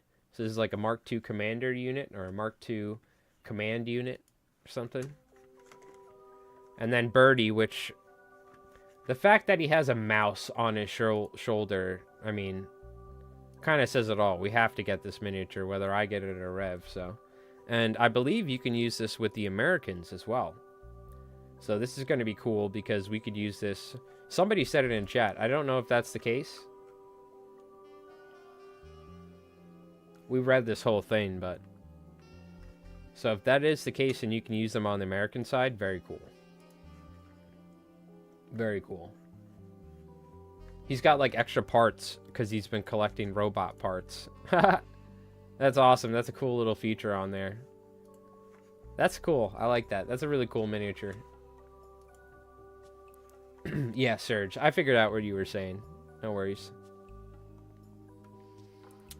And then we got new Mark 1 and Mark 2 infantry, it looks like. Wow. Okay, okay. So these don't look too much different, but I will say they do have some little extra bits and bobs. I see did the original ones have these little pressure gauges? Yeah, should the mouse... I think the mouse should get an attack. I think so too. Or I think the ability for the unit should be linked to the mouse. So you know how every unit... I'm sure they have an active, potentially rift ability or an active like ability as a hero character. It should be flavor-wise linked to the mouse in some way. You know what I mean? Maybe he can send the mouse out and get intel or something like that. It could be dumb. It could be like the mouse stops units from ambushing or landing within a certain range. That could be like a throwaway ability that they use with like dogs. But it could be something, you know what I mean? It could be cool. But yeah, I don't know if the original had these pressure gauges. Mouse attack, -6 pen. There you go. Yeah, you actually need to roll 6s into 4, 5, 6s into... You need to do that 6 times. It's a Ratatouille situation? Yeah, okay, there you go. So the rat definitely probably helps with, instead of food, it probably helps with, like, robot parts or something. So this is cool. Was this always a thing? Am I seeing Mark II infantries with a freaking Tesla cannon? Because that is sick. We got light auto cannons. Oh, no. Yeah, it's the light auto cannon or the heavy machine guns are the options, right? And then they got the new Tesla. Was this always a thing and you just didn't have one, Rev? Or is this a new thing?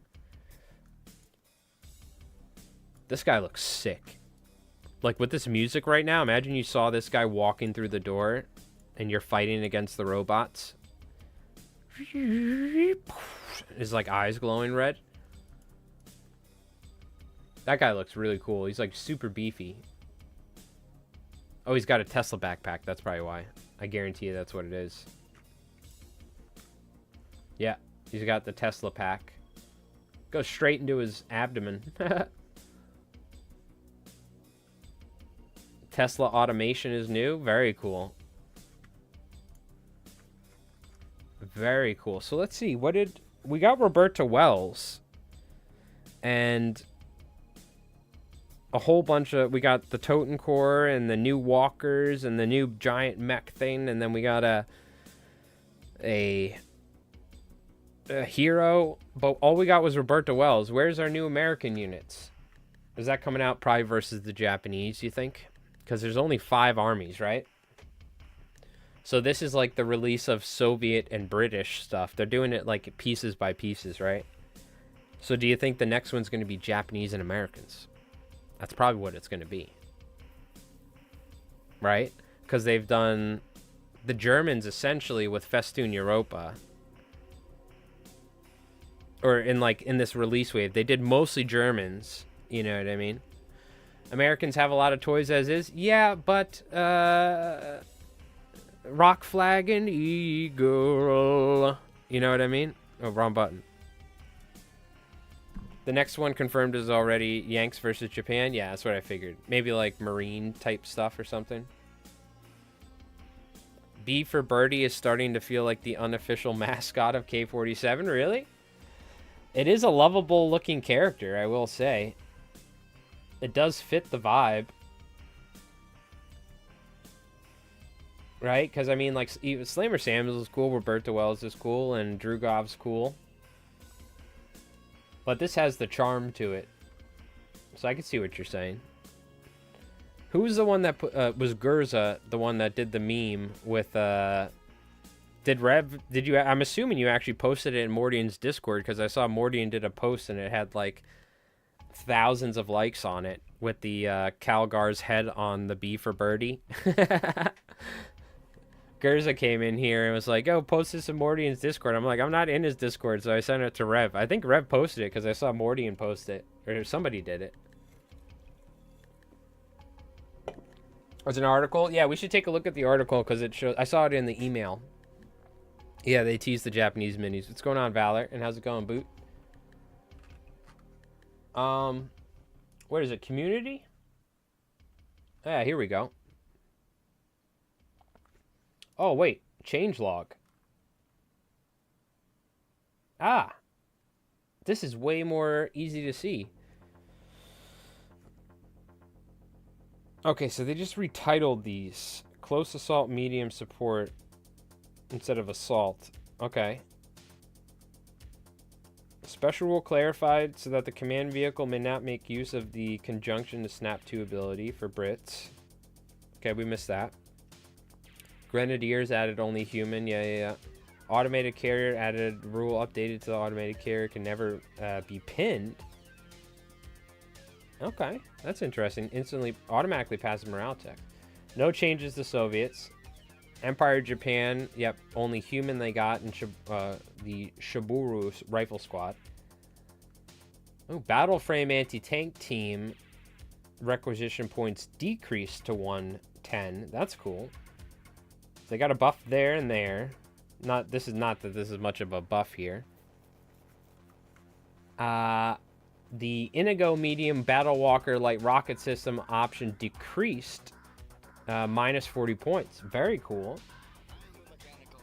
The Type 97 Kai Shibiru Chiha medium tank, which Rev uses all the time, added rear-facing turret-mounted machine gun. Special rule. Interesting. Specifying that the turret-mounted machine gun may only fire in the opposite direction of the main turret or the coaxial weapon within a single game turn. Okay. And then a Type 3 Kai Shiburu Chai Nu medium tank. We've never seen this one on the channel because I've never seen a Chai Nu. Added the rear-facing turret-mounted machine gun. Okay. So they got the most stuff. I don't know how big, how crazy that is for them, but they got some buffs. And the US bolt action units can now benefit from the... Oh, no, we already knew that. Never mind. And I don't get my bolt action rule if I use... Yeah, so bolt action units get the reroll on the multiple shots. That's nothing crazy. And for the Axis on the existing stuff, because they added all the new stuff. Heinrich Ross went up. Yep, we know. Additional soldier increased. Yeah. Nocked Jaeger's active rift enhancement clarified. That's cool. PZKP, whatever, the Walker, Hushrek Walker, increased the cost of medium anti-tank gun, plus 40. Yep. Axis are pretty good. I'm surprised they didn't do anything to the Soviets, but... Or the Ursus infantry, for instance. Alright, is that all the new conflict stuff? The Chiha always had a rear-facing MMG, but the Shiburu cannon didn't. It's German for grasshopper. We'll call it the grasshopper then. So the Heschreck or something. I think that's everything, right? So let's take a look. Did they have their sprue sale? Or is that over with?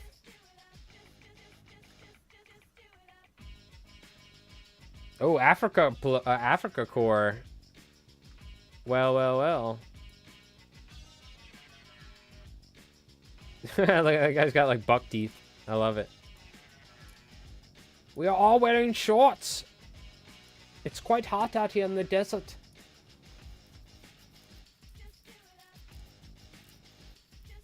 Armies of Italy. It's a locust. Yeah, that's what I thought. Locusts are different from grasshoppers, even though they are very similar. They look like identical almost, but... I don't think I see... Is there like a sail area? It must be over the sprue sail.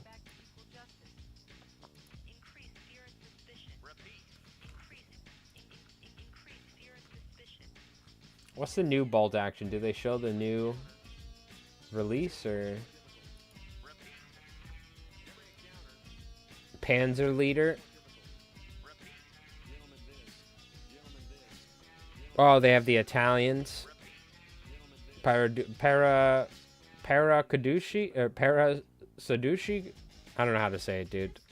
I'm butchering it. Look, I always laugh at the Italian stuff because it's like in World War II, the Italians had the they had some like not very good equipment in World War II. But, like, just the idea of this guy running around with this as a radio, like, that, I'm sure they actually used this. This is hilarious to me. Because I feel like you just look at the U.S. or the Germans or the Brits, but look at this Italian dude running around with this freaking hula hoop on his back. Oh, God, I love it. And the the Italians put up a fight, man. They had some good fighters, too, but... Like, some of the tanks and little things they were using were hilarious in World War II. The Brits weren't any better at times. The Brits had, like, the little Bren carriers and stuff. Meanwhile, the Germans had freaking Panzer IVs and stuff. So these are sick, dude. The Soviet naval brigades. I think, I might be mixing up World War I with World War II history. And I think I am. But... It's the whole reason they used the naval brigades in World War II is because there were ships stuck in certain areas. So, like, the Russian Navy couldn't get out. So they just took the Russian naval soldiers and put them into combat. In Eastern Europe or something. Is that the... I think that actually is what happened in World War I. Click at the top. Thank you. Sprue sail. Okay. Up at the tippy top. They were given a bum rap in North Africa. Yeah, well, I mean, dude, the fighting in... What's the island? Is it Sicily or... Where did... When the U.S. first launched their operation... Was Operation Overlord, I think it's called, where they went into the Mediterranean. They went into Italy for the start of, like, taking down the Italians. Was it Operation Overlord, I want to say? But what was the name of there was an island they assaulted, and they lost a bunch of British paratroopers. Their gliders never made it to the island, and a bunch of Americans as well. They, like, this was, I believe, pre-D-Day, right? If I'm not wrong. And they, like, it was kind of like a pretty, yeah, it was Sicily. I'm pretty certain it was kind of like a disaster on multiple fronts for the Americans and the Brits. And they learned a lot from that. They learned a lot from practice. Because I'm pretty Sicily in the Italian campaign was before... Oh, Overlord was D-Day. Okay. So I don't know what the name for the operation in the Mediterranean was, but... Overlord was D-Day. That's what it was. All right, what do they got? Africa Core Sprue, $10. Should I throw a couple of these on the credit card? Tax write-off?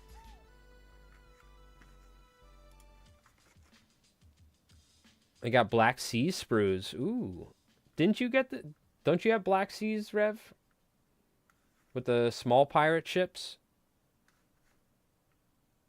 You can get 4 ships right there, $5. You could 3D print these, though, to be honest with you. Initially, the Germans dropped paratrooper and took over early on. In Sicily, yeah. Well, dude, there's a crazy... This is why I love the Fallschirmjägers so much. The Fallschirmjägers were some of the first airborne infantry. And they did this operation where they broke... Like, Mussolini was captured by the... was he either captured by an opposition party? No, he was captured by the Allies, right? All I know is there was some sort of crazy operation where Fallschirmjägers landed via planes. This was pre, like... a lot of the U.S. airborne operations with the start of the airborne in the army, and they went and they like landed and knocked out all of these like bunkers, and they broke Mussolini out of like captivity and flew him to Germany for Hitler. There was some crazy Fallschirmjäger operation. You can look it up if you look up Fallschirmjäger Mussolini. There's some crazy thing where they like dropped down and they had to like knock out this like fortress or something with explosives or something, or get him back or something. I don't know. There's some crazy Fallschirmjäger operations. I'm probably blending a couple of them together, but there's Caesar's legions as well. Is it phylum? I believe it's pronounced, not pilum. I think it's pronounced phylum, or is it pilum? I think that's the name of the squad. British weapons sprues. If you just want weapons. Chiha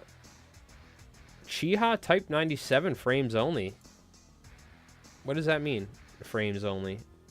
No box, no decals, gaming accessories. $20 for the tank is really good. Operation Husky was Sicily. Okay, there you go. Torch was in North Africa. Very cool. Dude, this is a really good price. Like a Churchill for $19. Yeah, just the frame is just a sprue. Okay. But you get the entire tank. That's really good. Ah, commandos. British commandos. I love the commandos. They're sick. And then there's a bunch of tiny stuff. So what else did they have? Is that the last? They got a Cromwell. Is there any more?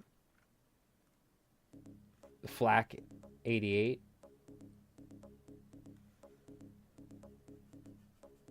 Hertzer? I don't know what the hell this thing is. I've never even seen this before, I feel like. It's like a weird Stug abomination. It's a wannabe Stug. Oh, King Tiger for $19. This is, and a Katusha. But this is what I really... Rev did 3D print one for me. I gotta take a look. I might grab something. More Roman stuff, Caesar stuff or something. I don't know the Hetzer, no. I think I've seen like photos of it, but I'm not as familiar with it as some of the other Axis vehicles. So we got an M10. Yeah, M18 Hellcat. I have one of these. I love them.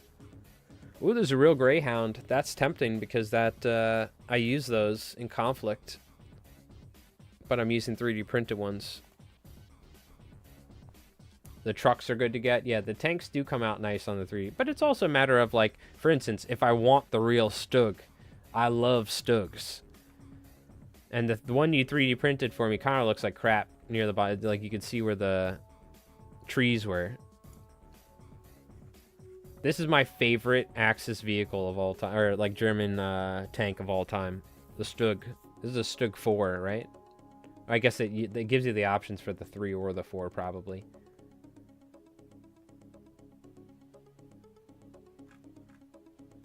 Oh, this is what I want right here, dude. With the panels, too, for the freaking Russian anti-tank guns.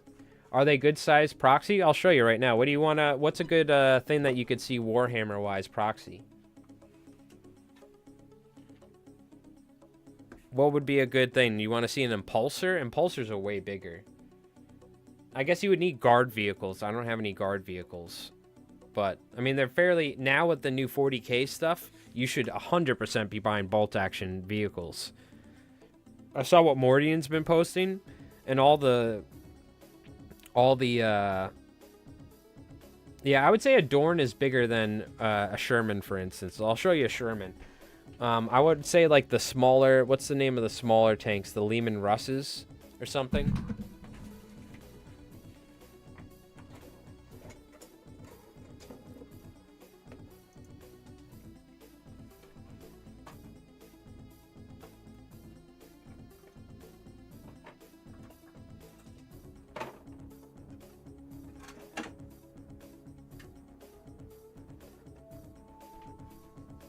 So this is the King Tiger that we have 3D printed right here.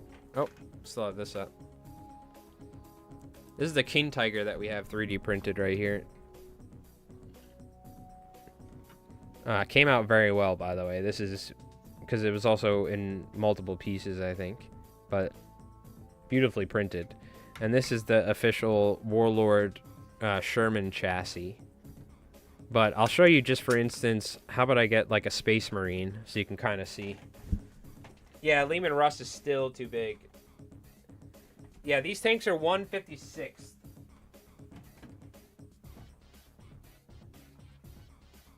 So this is an Infiltrator, for instance, Space Marine. Modern day, you know, 32 mil heroic scale, Primaris, whatever Marine. So you can see the sort of scale size. And if I bring out like an actual 40K vehicle, it's going to be way... Or a Rhino, for instance. A Rhino is a good one, probably. Why didn't I think of that?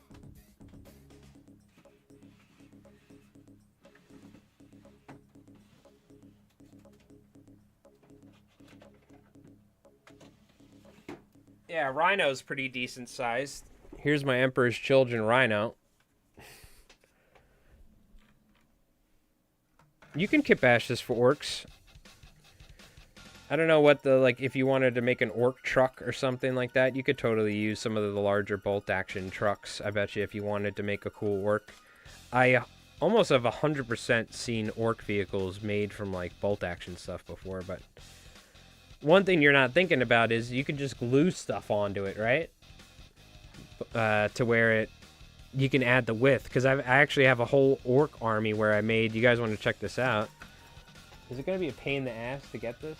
Where is it anyway? I'm trying to think. Yeah, it's going to be a pain in the ass to get, whatever. But I essentially made a whole, my orc army from scratch, all the vehicles out of cardboard and like, and frames from sprues. So you can just add to the side to it or something if you wanted to. But yeah, it's definitely smaller. This is more like 28 millimeter as opposed to 32 mil heroic. But yeah, this is an actual GW Rhino, for instance. So you can get a good scale size for a modern day Sherman tank. And this would be like a very large King Tiger, which is like, or a Tiger or King Tiger, which was like the Germans' biggest tank at the time, which was massive. So, yeah, 40K is definitely a much larger scale game. For sure. And it's only getting bigger. What's going on, Jenny? How's it going? Hope you're doing well.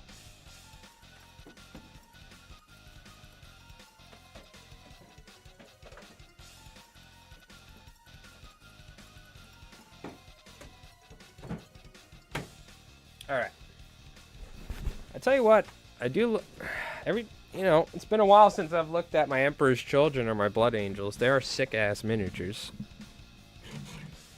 I should use them in one-page rules. Alright. So, let's go ahead and see what else they got. We'll keep perusing.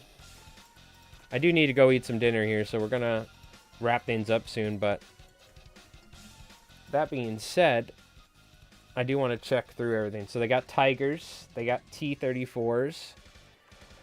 Okay, now we're talking. This is what I want right here. Rangers. I want for my bolt action U.S. Army.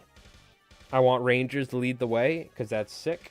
And I want actual airborne. Or maybe Marines or something. They don't have Marines, it looks like. Damn it. Oh, they even got the new Soviet, the 2025 sprues. Look at that. You're getting even more bang for your buck. It comes with a dog!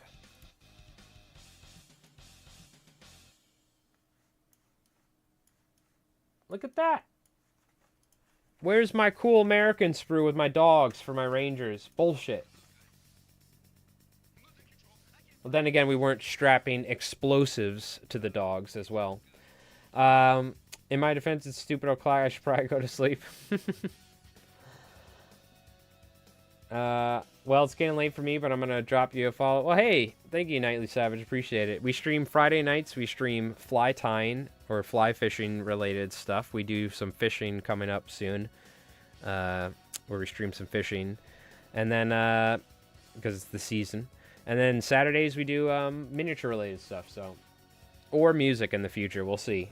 We might do some live music in the future as well on Saturdays or something. We'll see. Sundays, who knows. On the Soviet sprue, hand holding a chicken. Is there really? There's a guy holding a chicken? Is that it? Oh my god. Oh, he's holding it by the neck too. So this dog, this is a dog that they weren't having explode under tanks. Okay, good. This is a good boy. They were all good boys, but the Soviets were assholes, all right? Every time Revs use the dogs, I have to, like, imagine that the dogs are dropping the mines off nicely and coming back and getting pet. That's not what they were doing, okay? So, in reality, though, I think the Rangers. I want the Rangers sprue. We'll see. Maybe I'll grab a couple of these. Perhaps you need another shot. Captured Rattans. I've got a bunch of these build, but not painted. I have put some mines on the dogs. You see, because what you did is you could have had... Here's what you could have done. You could have had fun little dogs on your minis. You could have had like, oh, this is just for fun, the dogs. They found this dog and they've adopted it.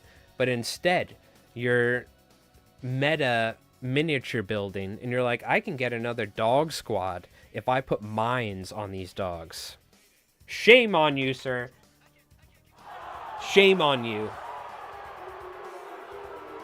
You chose to put the mines on the dogs. You're no better than the goddamn Soviet commissars, or whatever the hell they're called. The guy that's shooting his own guys when the mortars are blowing up around him. He's putting mines on the dogs. He's gone full-blown Soviet. See, I'm the U.S. player, so I have to bleed red, white, and blue. You know what I mean? Those goddamn Soviet bastards putting mines on dogs. Even if I wasn't, I would be still against the dog mining operation, just to be clear. Anyways, very cool.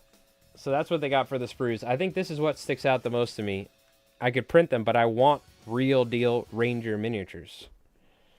Ozroth's here. Ozroth, I gotta get your opinion on the dog mining situation. Alright? And you gotta be careful with your answer, because if you do answer wrong, you will be sent to the gulag. So. No. Look, desperate times call for desperate measures. What you do is you take your men, you have them all run across an open field at once, yelling, Blat! Or yelling whatever, and then all with PPSHs, and then what you do is the real weapon. You take a bunch of dogs, cute dogs, you put mines on them, and you train them to run towards tanks by throwing salamis under tanks. But the issue is, sometimes your own soldiers will be eating salamis in your own tanks, and then your own dogs will run to your own tanks or to your own men because they're like, oh, I know that guy, and then they blow up. So it wasn't a fully... I don't think it was a very thought-out plan, but it was a very Russian plan. I'll say that for sure. It was a very Soviet plan. It probably had results. Let's just say that. It had results to the operation, for sure. I don't know how effective it was, but things happened with the dogs and tanks, whether they were friendly or not. I don't know. I love the idea of these guys in their head. What if we train the dogs? What if we take pieces of sausage and we throw them near panzers? You know, they have like old German tanks, you know, and they're like, oh, we'll throw sausages. And what we'll do is the dogs will go and then they'll blow up eventually or something. But then I'm sure they probably like immediately had situations where dogs were just running back to them, you know, like yeah, well, let's try it a couple more times, you know what I mean? It didn't work well in the past because the dogs learned on Soviet tanks and killed us. That's what I'm saying. Like, you not only cannot train them on your own vehicles. They're dogs. They don't know what the difference is. Who cares? They don't know which tanks are tanks. They'll go blow up the German ones. They're true patriots. Yeah. But I love, they train them on their own vehicles too. My God, I'm just happy we did some fucked up stuff. All right, as the Allies, right? But I'm just happy we didn't stoop that low. Okay. Oh man, every time Rev uses the dogs, I just picture the whole scenario of them coming up with the plan, and then like pitching it to like high ups in the Soviet military, and they're like, perfect. This is what we need to turn the war. We need the dogs. We shall put the mines on the dogs. The dogs will serve Mother Russia proudly. The Americans were working on bat bombs. Americans did put bombs on bats. That was pretty messed up. I did learn about that not too long ago in a YouTube video. Which, that in itself, I think, was a disaster. Like, bats were just flying around with bombs and shit. Which is, you don't want to just put explosives on wild animals and set them loose. It's not a predictable strategy, is I think what they learned in World War II. You know? They definitely tried, though. You know what I mean?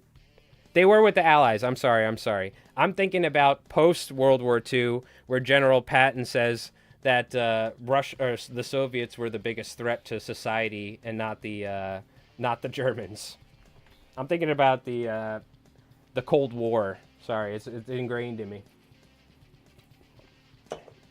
I'm thinking about what's it called? The movie with Patrick Swayze. You know what I'm talking about. The North Koreans and the Russians. They used incendiaries on bats. Oh, is that what it was? They were trying to have bats start fires? Oh, no. They were trying to have the bats have incendiaries that would shoot flames off of the bat as it flew around. You didn't want the bat to, like, immediately explode. Dirty Dancing. That's the one where the Soviets and the North Koreans invade. Thank you. Yep, Dirty Dancing. And Ghost, which is the sequel to it. But the bats were supposed to fly around while they had a thermite like grenade thing on it that was shooting flames out of it. Wasn't that the idea, I think? And it was going to start fires in Japan or something on the wood houses. Was that what it was? Or was it for Vietnam? It was something like that. Yeah, the bats would fly into buildings and start fires. Meanwhile, if you put a freaking incendiary grenade on a bat and ignite the grenade, the thing's probably gonna not act like a normal bat would, right? It would probably freak out. But I guess the idea is maybe if you do it during the day, the bats will go inside. Just, I mean, they were drinking way too much whiskey and scotch coming up with these ideas. You know what I mean? Yeah, why don't we put bats? We put incendiary grenades on them. The French had rat bombs, but the rats were dead first. Yeah. Yeah, we should put bombs on our rats. It was for Japan, yeah. Okay. Well, I know the Americans had a hell of a lot of fun lighting the entirety of Japan on fire, like, every night with fire bombs. Have you seen some of the footage of, like, them, like, firebombing Tokyo and stuff, or, like, different cities in Japan, and how most of the buildings were made out of wood or bamboo and stuff? It's crazy, dude. But you could see, like, huge areas of the city on fire. They were doing these massive firebomb campaigns and stuff. Because it was actually, like, it's probably, like, almost it was more effective than explosives. If the whole place is going to catch on fire, you might as well light the whole thing on fire, right? But I'm sure that was not fun for the people down there. But I think Genghis Khan did that with Chinese and used birds. Oh my God. Well, you know, let's be honest. You can't blame Genghis Khan for pioneering bird explosives. They didn't have missiles. They didn't have tanks. It's when we have this modern day technology and they're still trying to put explosives on animals. So I'm going to let Genghis Khan get a pass. All right? Because that's all they were working with. Okay? They didn't know about all this stuff. So that makes more sense. It's like, okay, how do we get this over there? What if we put it on birds? But it's when now we have rocket propulsion, we have gunpowder, we have all of this modern day technology that they were still trying to use, like lab trained animals or freaking domestic animals and strapping explosives to them. Material shortages, but true, I'm wrong. You know what I mean? I'm surprised they didn't go the next step. They're like, hey, Vasily, why don't you... I think they did do that. I think there were dudes that like would just take grenades and go blow up machine guns and stuff. But I'm surprised they didn't do that. I can't say the word on YouTube because they hate the word, but I'm surprised they didn't just go the that route. Strap a bunch of T-72 mines to Bogdan over there and say, all right, go have fun. The problem is, even Bogdan, like the dog, he would probably just be like, oh, but they had vodka in the T-34. And then he would go to the T-34 and be like, yo, look, let me get a little vodka before these mines go. And next thing you know, the tank blows up. And they're like, God damn it, it happens every time we do it. I love fucking I'm messing around with the Soviets. You know, I'm an American. What do you want me to do? You know, they're our allies, obviously, during World War II. But you know, later on in Dirty Dancing, we learned they were the true enemies all along. Thanks, Patrick Swayze. Give it up, Patrick Swayze. Yeah.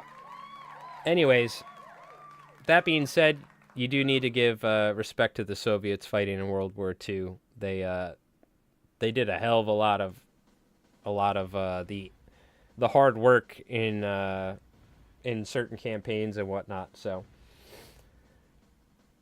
but I don't necessarily agree with a lot of their tactics. Let's just say.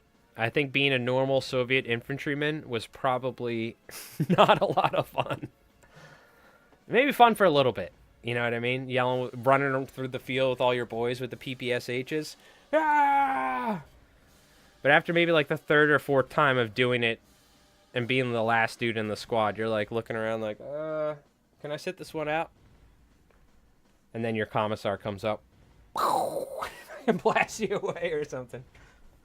All right, anyways, a little lighthearted, fun Soviet talk at the end of the night, just to like really make sure we end on a good note, just to talk about how the Soviets were blowing up dogs with mines and shooting their own dudes.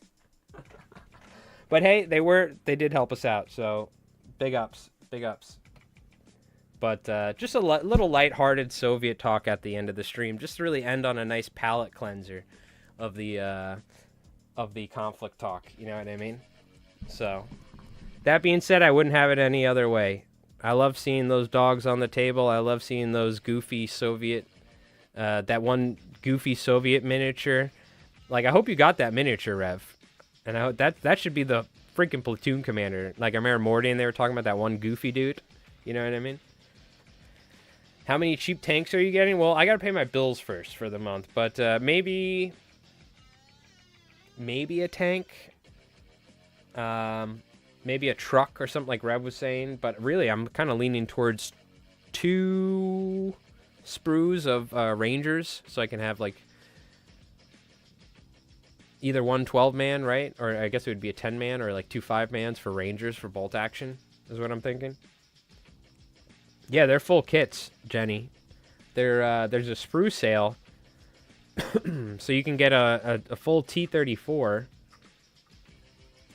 or T85 for 19 bucks. It just doesn't come with the box, doesn't come with the decals, and doesn't come with any like dice if it came with dice or something. But they have a PDF. Oh, look, they even include the PDF. That's cool. To assemble it. So that's really sick. So you're not going to get the decal. But you just got to hand paint it all like Rev, you know? So, we'll see. I have most of the vehicles. Maybe like a Studebaker or something. I don't even really want a truck, but it could be useful, right? Just to have something. But I could resin print this as well, I feel like. I mean, it might. They are kind of... Trucks in general are a pain in the ass to 3D print. Because they're very thin and there's a lot of flimsy little components. So it is kind of a pain in the ass. But also, if you want Soviet infantry for 10 bucks, the new Soviet infantry sprue with the dogs and the chickens. That's how we got into the dog talk. So... And they even have SVT-40s, which I think that is. That's one of the first ever assault rifles ever created, right? Is that right there? I believe that's what that is, right? That's the precursor to an AK? Isn't it? I think so. Oh, you even get... Is that a... Oh, that's the anti-tank guy, too. Well, you get a whole bunch of cool stuff on this sprue. I wanted an updated American sprue for bolt action, for sure. With a dog. I want a free dog, damn it. Where's my dog? Alright, chat. Thank you so much for hanging out. I appreciate it. I freehand my Soviet decals because my Soviets are red, so most of my decals don't show up. Psh, perfect. I gotta work on that. I also missed that. Sorry, Boot Mountain, I saw this. Big game in a couple weeks. My first time playing Brits versus my friends. My first time playing Soviets. My friend's first time playing Soviets. Should be a blast. Hell yeah. Focus down the Ursus infantry. Okay?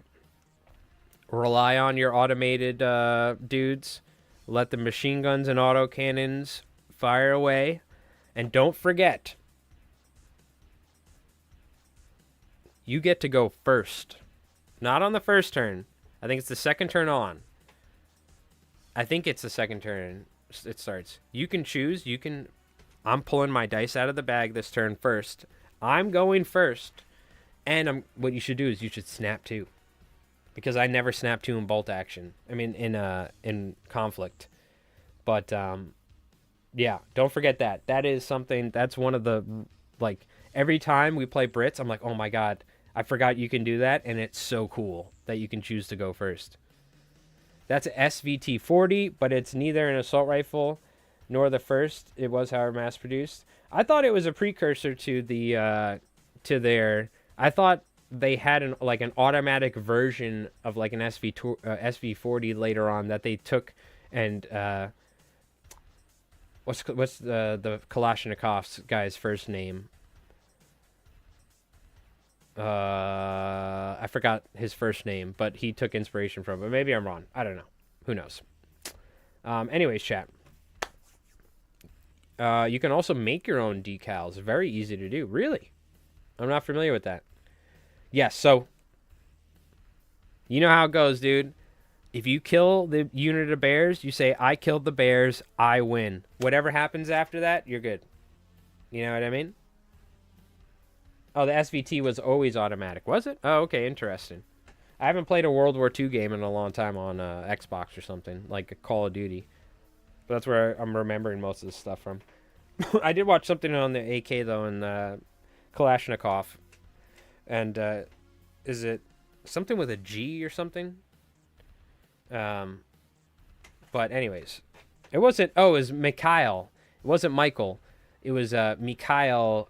Kalashnikov. Yes, thank you. Mikhail Kalashnikov. There you go. He got inspiration from one of the automatic rifles, or one of the semi-automatic rifles they had. I forgot what, but anyways.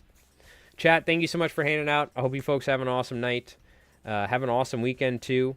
Tomorrow we're filming Turnip, so we got that all done. Everything's looking good. I need to continue working on our conflict video, which is going to be coming out hopefully on Wednesday. And yeah, we'll be streaming again next week. We'll try and do some conflict with chat, maybe using the British, because Rev brought a little box of some British infantry over for us to use, so we haven't done that yet. But anyway, chat, you take it easy. You have an awesome night. Thank you again to Squigherder Sean for the gift subs. Very, very kind. And the re-membership, or the gift memberships. Tiki the Hut with the gift membership. I think possibly Rev with the gift membership. Or a re-membership, I think I saw. Anyway, chat, thank you so much. You have an awesome night. Rich, Rev, Scar, Jenny, Boot Mountain. Thank you so much, chat. Nightly Savage. Everyone take it easy. We'll see you on Wednesday for some conflict battle reports. All right.